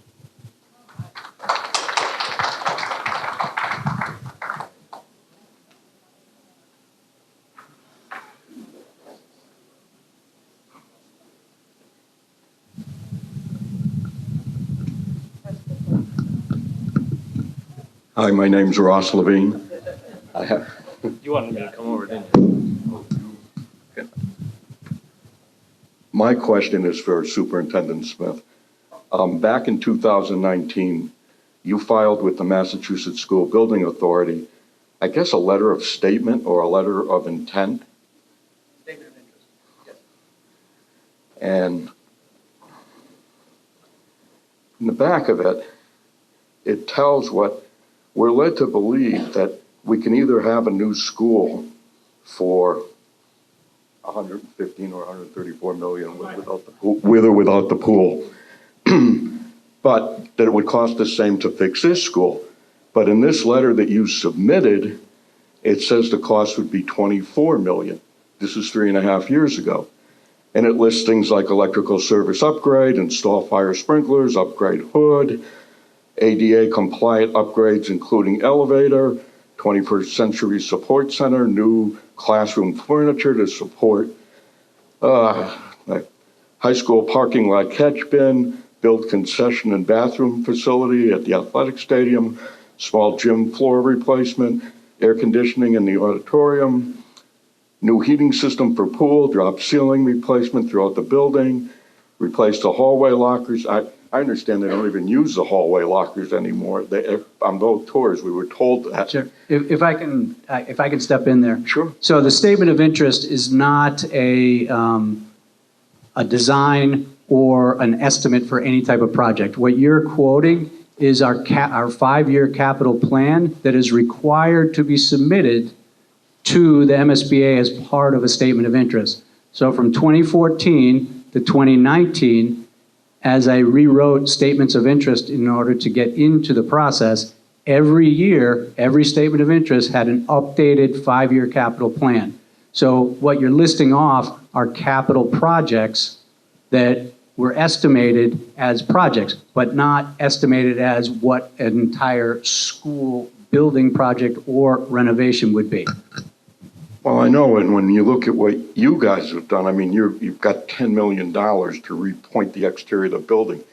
You're basically gutting this building, which doesn't need to be done, and then more or less making it a new school. But it looks like the reality is that for 24 million or maybe less, part of this includes like stadium bleachers on the opposite side. You're the one who put it together, correct? Correct, and it's the 5-year plan from 2019. They're individual projects. They're not set up to be looked at as a comprehensive school project. In order to put together a comprehensive school project, you have to go through a feasibility study, which is what this group has done for the last 2 years. Well, wouldn't you put everything in here that you felt the school needed? Again, those are separate projects. We'll be doing that same type of capital planning for the town, and they're individual projects. Doesn't it make more sense for the town maybe to appropriate $25 million for the high school and get all of this done and raise our taxes by maybe 4 or 5%? Because you've got other schools that are going to need the same thing done. You've got roads, you've got all of this. And my understanding is if we go through with this, we're going to bump right up against Proposition 2.5. And then when you need these other things, we're not going to be able to do it anyways, because we're going to go right up to that ceiling or get pretty close. So how are the other schools going to get done? How are the roads going to get fixed? How are the teachers going to get raises? That's my concern. You know, we all want the kids to have the very best, but I really think they can get it in this school. So that's mine.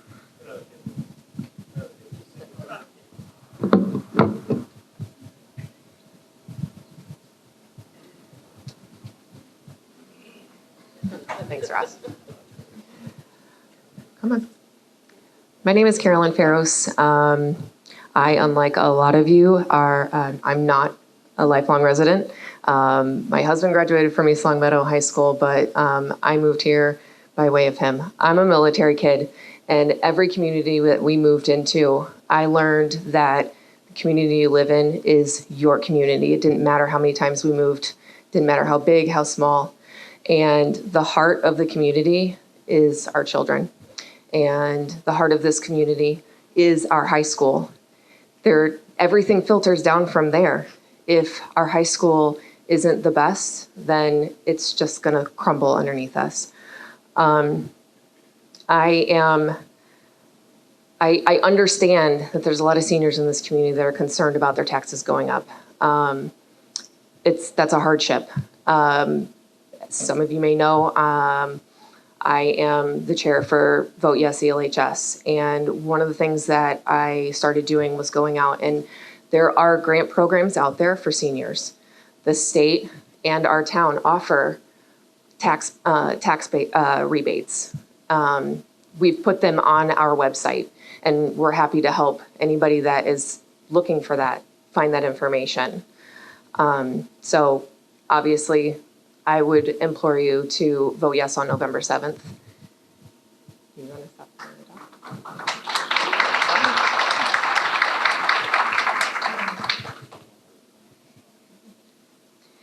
My name is Isabella. Oh, that's too close.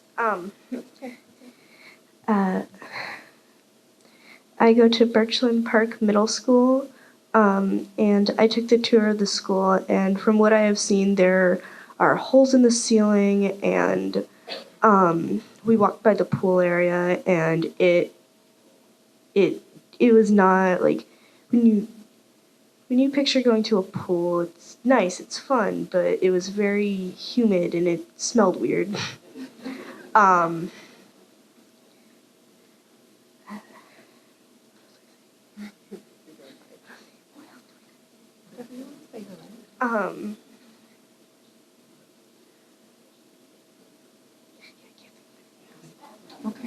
All right.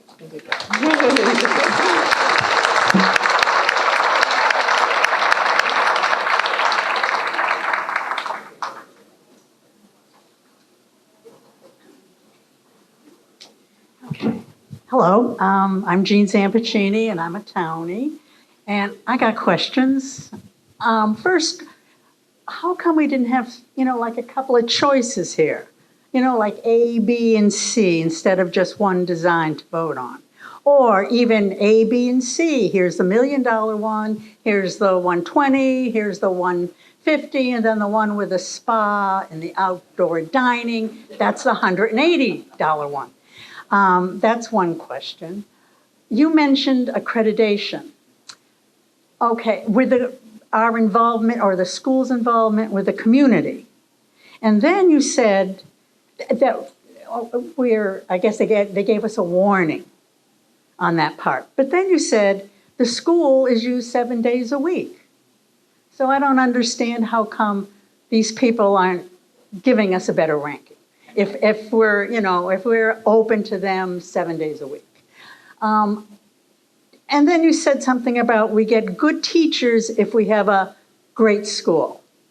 From my understanding, usually it's the pay that will attract them first. And then, as long as the plumbing works, you've got electricity and things like that, people can work. I guess, and then, okay, because we haven't gotten, this isn't the final design, is that right?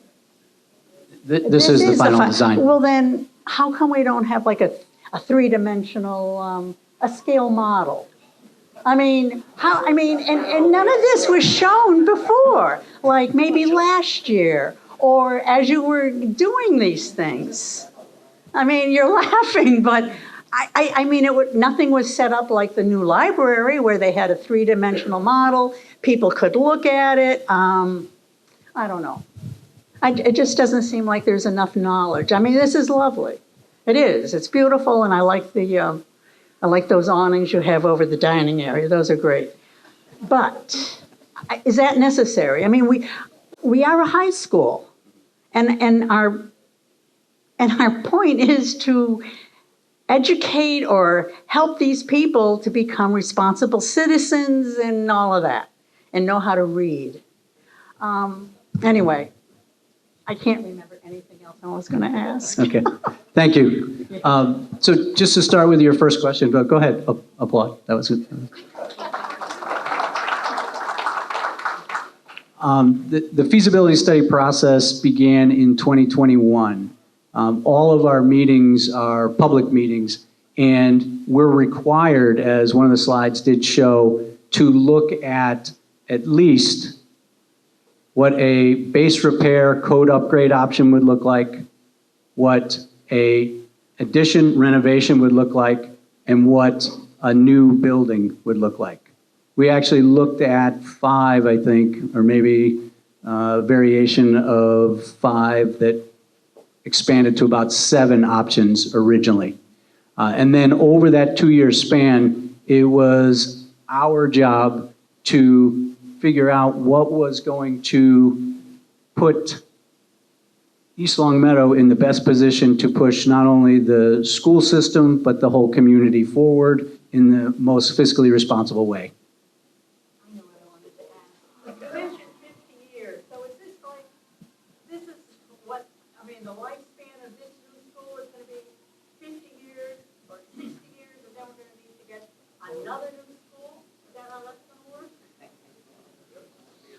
So, it's not like you create a building that can last and that you can bring it into the next century, but you have to destroy the whole thing so you can rebuild a new one. yeah, great. So on the ABC question, so we have been trying to gather input from the community. We've publicized as much as possible. This is our 9th public forum. We did go out during the feasibility study and especially gather input on would you rather go with a base code / upgrade, code upgrade. So bringing everything up to code. That includes all the mechanical I think there was a comment about $10 million for repointing. The number is $7 million, and that's to insulate the exterior of the school. And that's because we are now under a new energy code that requires you to bring the entire building up to the new energy code. So not just for repointing, it's for a lot of insulation out there and a new siding, but I digress. So during that process is really where we were getting input on, should we go with a base code? Should we do an addition renovation, which at first looked very promising. And the school building committee was interested in it. And we spent quite a bit of time and we went to the cost estimators and had them really detail it out. Once we realized the impact that that would have on the classroom wing in terms of bringing new mechanical ventilation into those classrooms, it cut the size down by half and it dropped the ceiling by about a foot. So pretty soon, once we really did our homework, we realized, okay, that really does not have as much, it's not as great of an opportunity as we had originally hoped. So we went through that process of going through the A, B, or C. We picked option 3C. We then brought that into schematic design. We had that cost estimated to a very detailed level, and that's because of this partnership with the state. So again, that $63 million, they want to make sure that they're putting their money into a project that they believe in as well.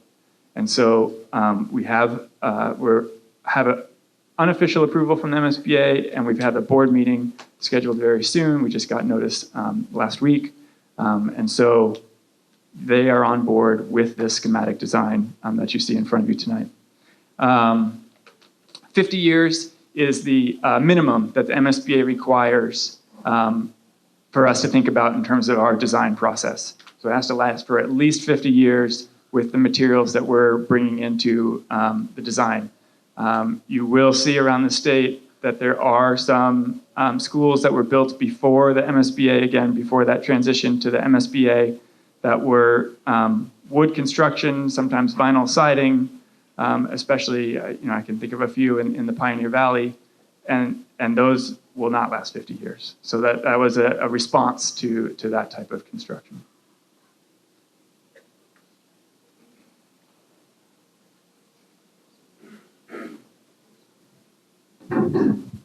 Hi, so I'm Chuck Farros. I'm Carolyn's husband, and I graduated with Frank and Ryan.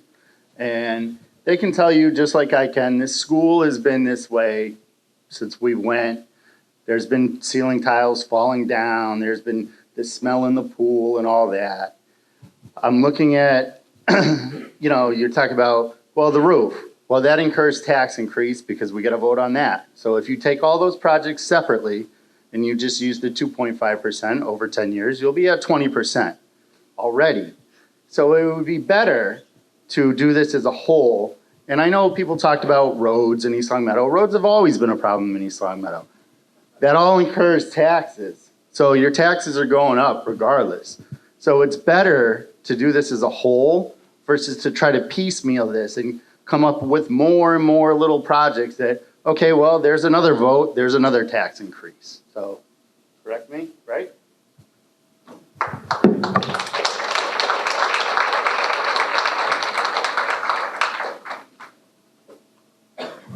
Hi everyone, my name is Kayla Weiss and I graduated from East Long Meadow High School in 2019, so somewhat recently. I know there's a presentation behind me, but I'm just going to speak from my own personal experience. And when I went to school here, I did have a ceiling tile, actually did fall on me when I was in class, or have little pieces fall on me. I was in classes where they had to put a bucket in the classroom or stop the class from whatever we were learning so that they could adjust to different circumstances that were going on. We had multiple times that the fire alarm was triggered because of rain and we had to go out in the rain. Looking back, it's funny. It wasn't funny at the time. But there are a lot of things that when I went to school here interrupted my learning process. Obviously, I had a great experience here, but there were little things that interrupted my learning process. And something like a new high school would only benefit all the students from not having to worry about whether a ceiling tile is going to fall on your head or you're going to slip on the sidewalk or whatever the other circumstances may be. These things do happen. It's not just a myth that things go wrong in the school. They do happen. My friends and I can tell you many stories about it. But voting yes would really help the students get the school that they deserve and a learning environment that they deserve for this town.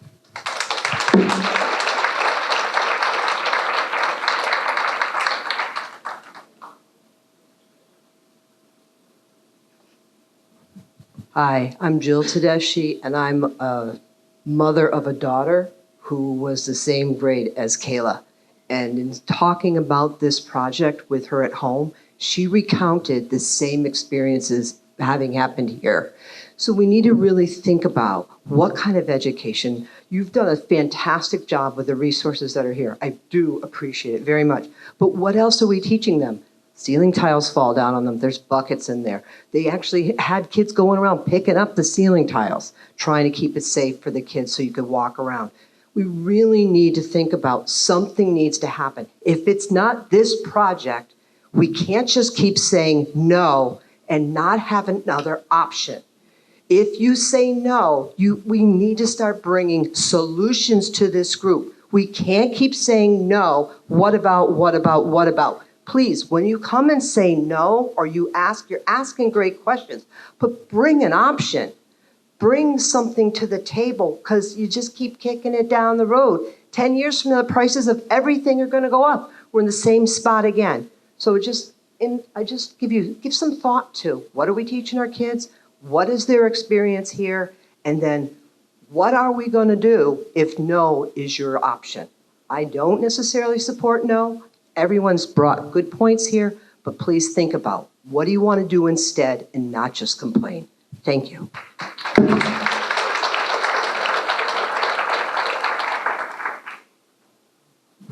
Hi, my name is Katie Freeman. I am a mother of two students in the school system here. I am also a teacher in a different district.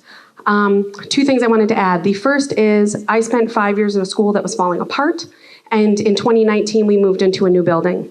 I cannot tell you the change in my students when they moved into a new building. The pride they had, the happiness that they felt. Our bathrooms have stayed immaculate where we used to have graffiti all over them. They want to keep it nice. They love being in a new building. The teachers were happier, the students were happier. It changed our entire learning environment. It was a huge difference. The other thing I want to add is, someone mentioned the high school being the most valuable thing in the town. It's not, it's our kids. We're a community. We need to act like a community. We need to support all of our kids. That is the most valuable thing we have. So please, please support our kids.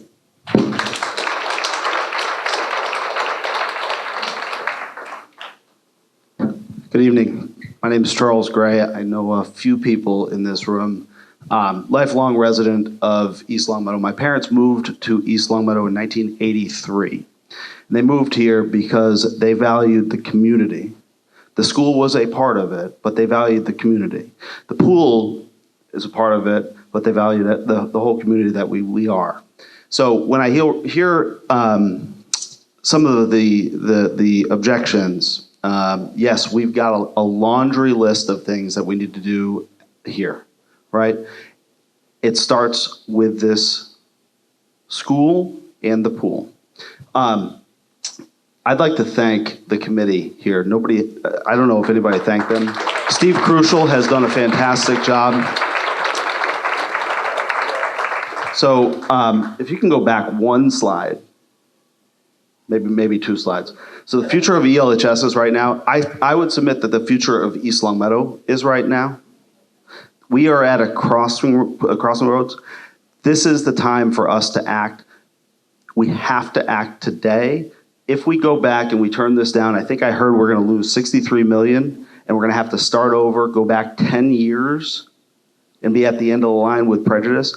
We don't have an option. The option, if we were going to vote no, we should have voted no 2 years ago, 3 years ago at the feasibility study.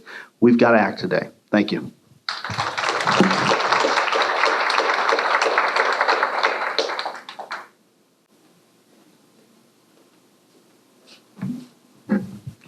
Good evening, Mike Sicenti. I was born on Elm Street, been here the last 30 years. I'm a senior citizen at 63 years old, and I can probably afford the taxes. But I was here at the last meeting, and I asked a question. I asked one question, and I got an answer from there was a woman from the school building, the state school building committee. here, or the association, what, the authority? Oh, she was with the architects. Okay, so I asked a question. I said, with all of the roofs, and all we hear is roof, roof, roof, roof, roof, roof, roof. Always problem. So you got 130,000 square foot floor space there. With the second floors, it's still 130 plus or minus 1,000 square feet. And I asked, you know, why not go 3 or 4 stories? And someone at this table said, well, that's not the way education is done today. 2 weeks ago, I'm driving through Beverly, Massachusetts, fairly upscale community, Longmeadow-ish type, and I'm looking at this beautiful you know it, Gordon? Beautiful 4-story building. That's the high school, Beverly High School, 4 stories. So I'm thinking to myself, wait a minute, if those people could build a 4-story building, why didn't we ever think about it? But the woman said, or the person said, no, that's not the way education's done today. So that brought me back to this meeting.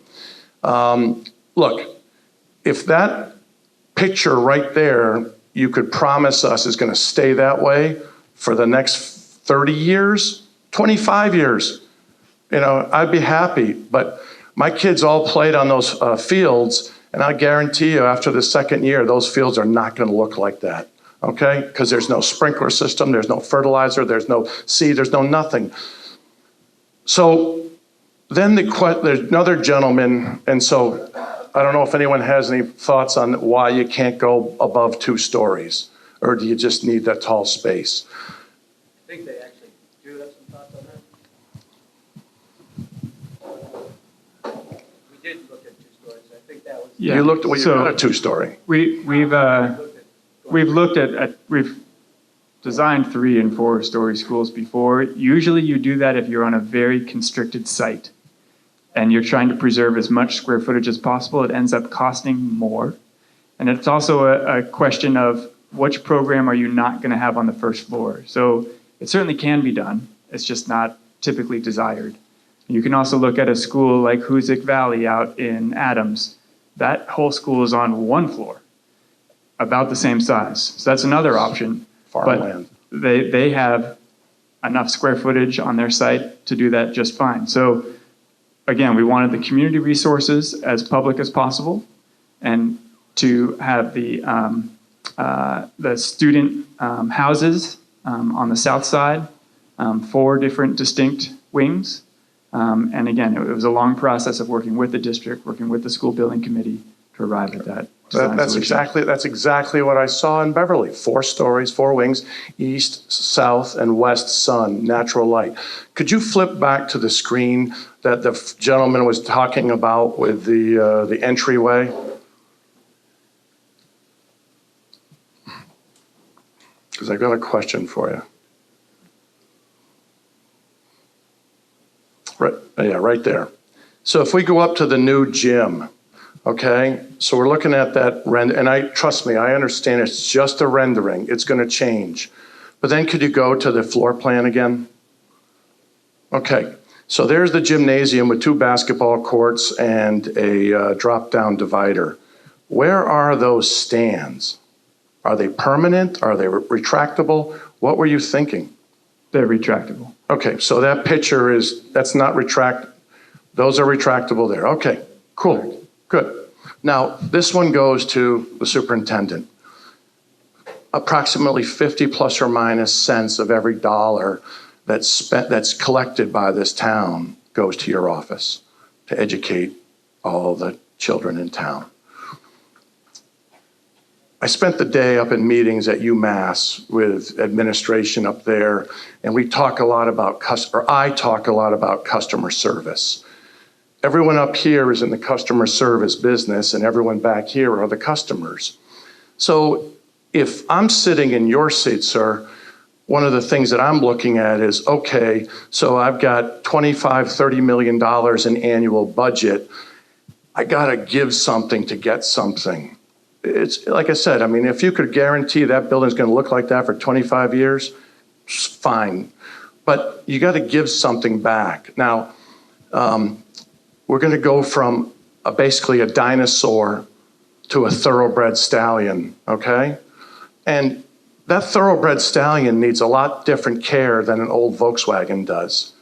So, there are large national companies that can run 190,000 square foot buildings and do them really well.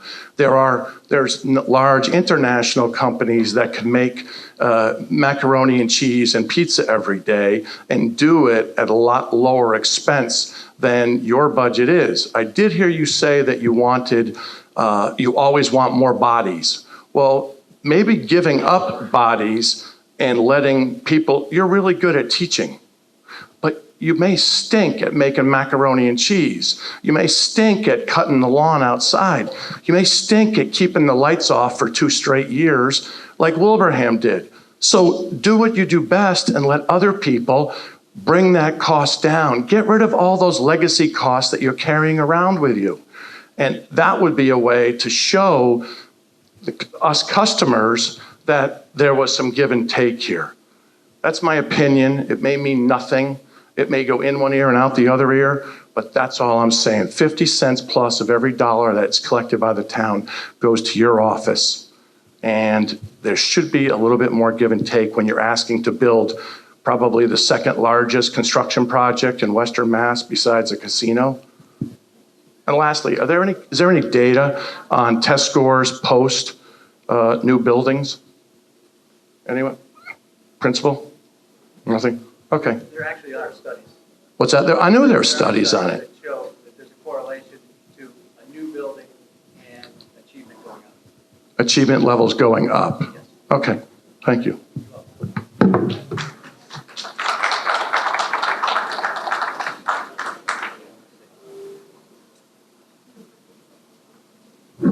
Hi, Marty O'Shea, 23-year resident of East Longmeadow. First, I just want to echo the comments of the earlier the speaker said about commending the work of the building committee. I can say that I've been watching their progress for several years now, going back to 2019. I think they've made information super available. If anybody who spends some time, they've been transparent, they've been diligent, they've been super thorough, and I think that's why the MSBA has gotten behind this project. They wouldn't get behind this project to the tune of $63 million if these folks hadn't done their due diligence, so I commend them for that.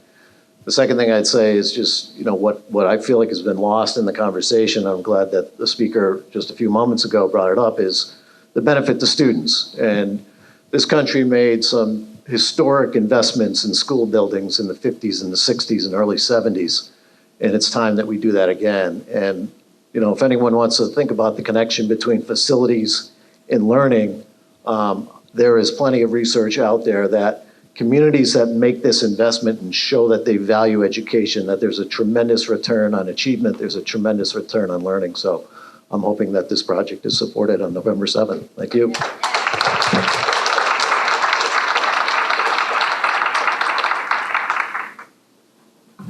Good evening, everybody. I usually keep quiet in the background unless I'm in a meeting. I've been on the school committee since 2010. I just got off of it in 23. I'm on the building committee right now. And we are asking a great gift for you all to give to our community. It's as simple as that. We never thought, back when this process really started, Gordon Smith has been here the whole time. We've been here together the whole time, starting from just the study, the facility study, moving to this point. We never thought it was going to take as long to get through the MSBA pipeline as it did to get to this point. We got it in 2019. We got screwed. That's all there is to it. Because when the world shut down, the price of this building escalated.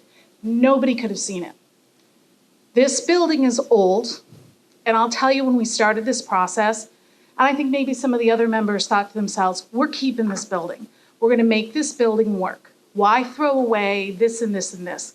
But logistically, when you sit down and you look at the numbers and the fact that the MSBA will not reimburse us for renovating this school, I can't even understand why you would spend the same amount of money to keep old. Not into throwing stuff out. I would have been into rehabbing this, but I'll tell you right now, looking at the numbers, this will be a fantastic building. It will have the best energy efficiency that's out there. That doesn't come cheap either, but it is long-term, all right? So when we sit here and like one gentleman had said that it's not Gordon Smith's job to make this mac and cheese. The fact of the matter is he makes the best damn mac and cheese that I have ever seen. He has done a wonderful job with the school system. He does a wonderful job with the money that you folks give to us, and it is a lot of money, and I respect that. Maybe we can try to work with it. We know that we have to work on our capital budget anyways, because it's constant. Every year, the school committee has to sit there and chop things up because we have so much money to spend and put them in order of how it has to be done. We can't leave this school on a capital budget that's $1.5 million a year. It's not sustainable. I feel that this is an important part of our community, and I'm going to ask that you really think about when you go vote. I can't tell you how to vote. I respect the people who want to say no for your reasonings because we all have our different thought processes there. I will tell you, though, that Birchland was less than 30 votes when it passed. So every vote counts, regardless of what side of the picture you're on. So you have to think about that. It's an important vote for this whole town. And I think it's important for our kids to see us be engaged. And I do feel that we have come up here and we have given you the best information for 2 years now that we can give. We've tried to be very transparent. I just want to say that I love the community. I've been here my whole life. I've raised my family. My children have been through this school system. The last one just graduated. I have nothing left in the game, but I will vote for this school because it's that important to us. So I hope that you think about it. I hope that you understand we did have multiple choices that I would have gone with a renovation to begin with, but after seeing everything and really understanding it from the ground up, that's why I hope that you guys respect the choices that we made to bring to you today. Thank you.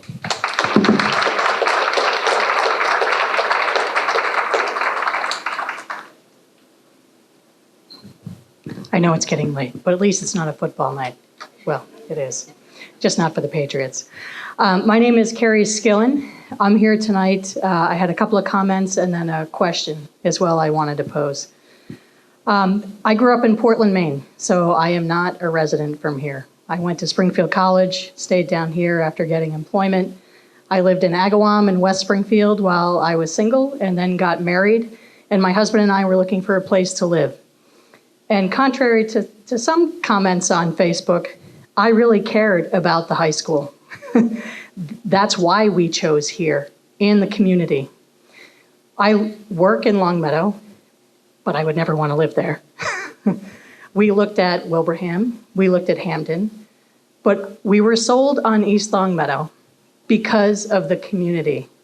With the center of town, the amount of businesses, the friendliness of the people, the prospects, the potential that we saw.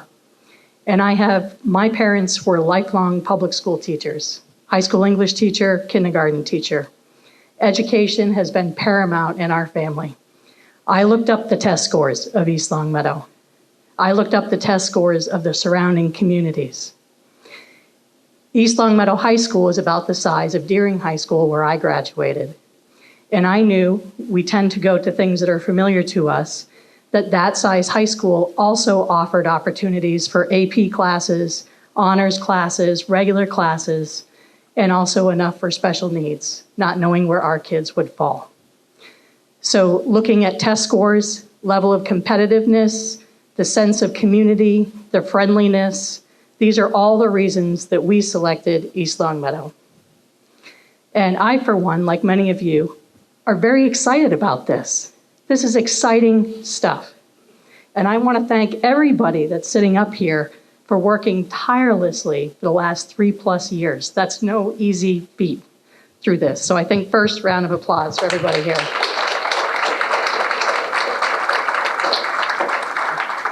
So with this excitement about the future, I too want East Longmeadow to be a destination for people.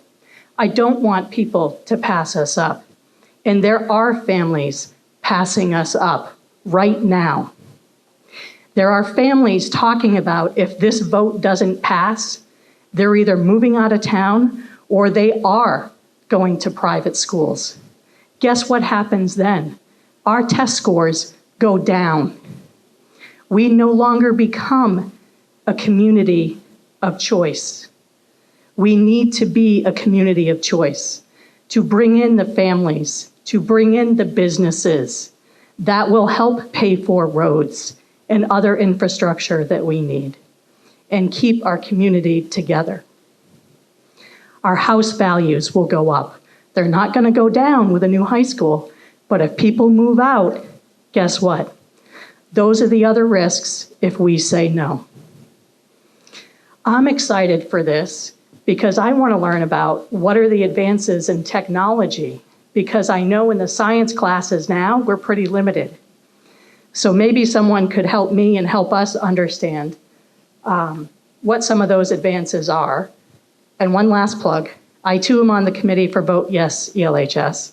And if anybody wants a lawn sign, we have them here. Come see us at the end. But maybe explain some of the advances of technology with a new school build that our students will enjoy to keep them competitive with our other school districts. Because our kids will be and need to be competitive to get into those good schools, to get the careers and the occupations that they want.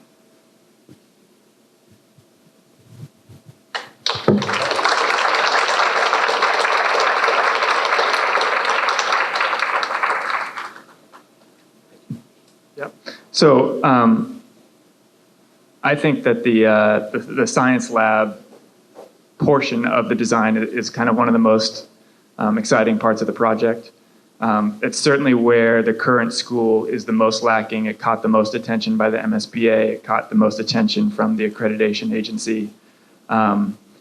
And working with the district, it was interesting to think about where should we have a science wing? Should we integrate the sciences with the rest of the classrooms? You know, how does the school want to approach it? And so it was a very conscientious effort to integrate the sciences into the classroom wings as much as possible. So not just isolate them to one wing of the building, but to integrate that within all of the classrooms to the greatest extent possible. So again, 8 labs, all larger than what the current East Longmeadow High School has, with the latest technology, much more oriented towards flexible, open floor plans with work surfaces on casters so that you can, very easily change the arrangement of the science classroom. It's just not possible. If you go on the building tour and go back down to the existing science rooms, everything's fixed, it's very tight. There's sinks that don't work at the end of those workstations. And it's just not what you want for a 21st century science education. So to me, I think that is one of the most exciting aspects of the new design.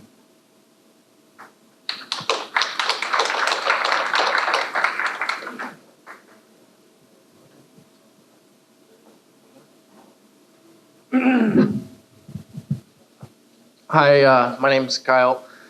I've only been here about 5 years. I grew up in the Berkshires, so I just want to compare everyone.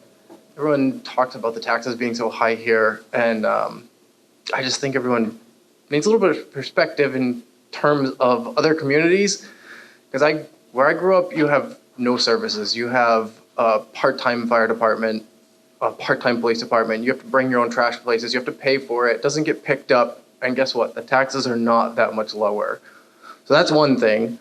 One other thing that somebody has brought up multiple times is putting departments like the IT department, LCAT, and everything in the building over by Stop and Shop. The town didn't buy that building, so they don't have that option. I don't know why that's not a thing. So I don't know why that's there. In terms of the $25 limit, this is a debt exclusion. This is excluded from the levy ceiling. So everyone needs to go to Massachusetts Department of Revenue, look up how debt exclusions work, because everyone gets concerned about these things and not many people understand it. So they really need to do their own research on these things. As far as long-term after the school passes, our values go up.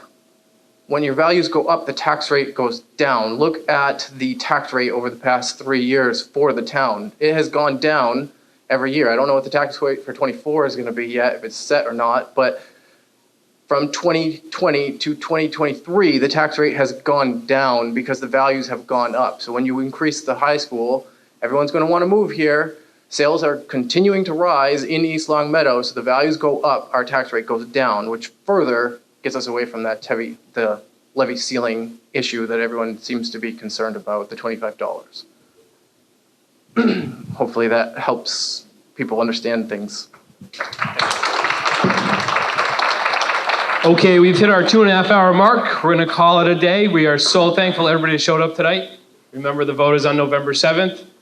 Make your voices heard. We appreciate you all sticking with us tonight. If you have any questions, the team will be up here for a little bit longer. But again, thank you all for coming, and we'll see you about town.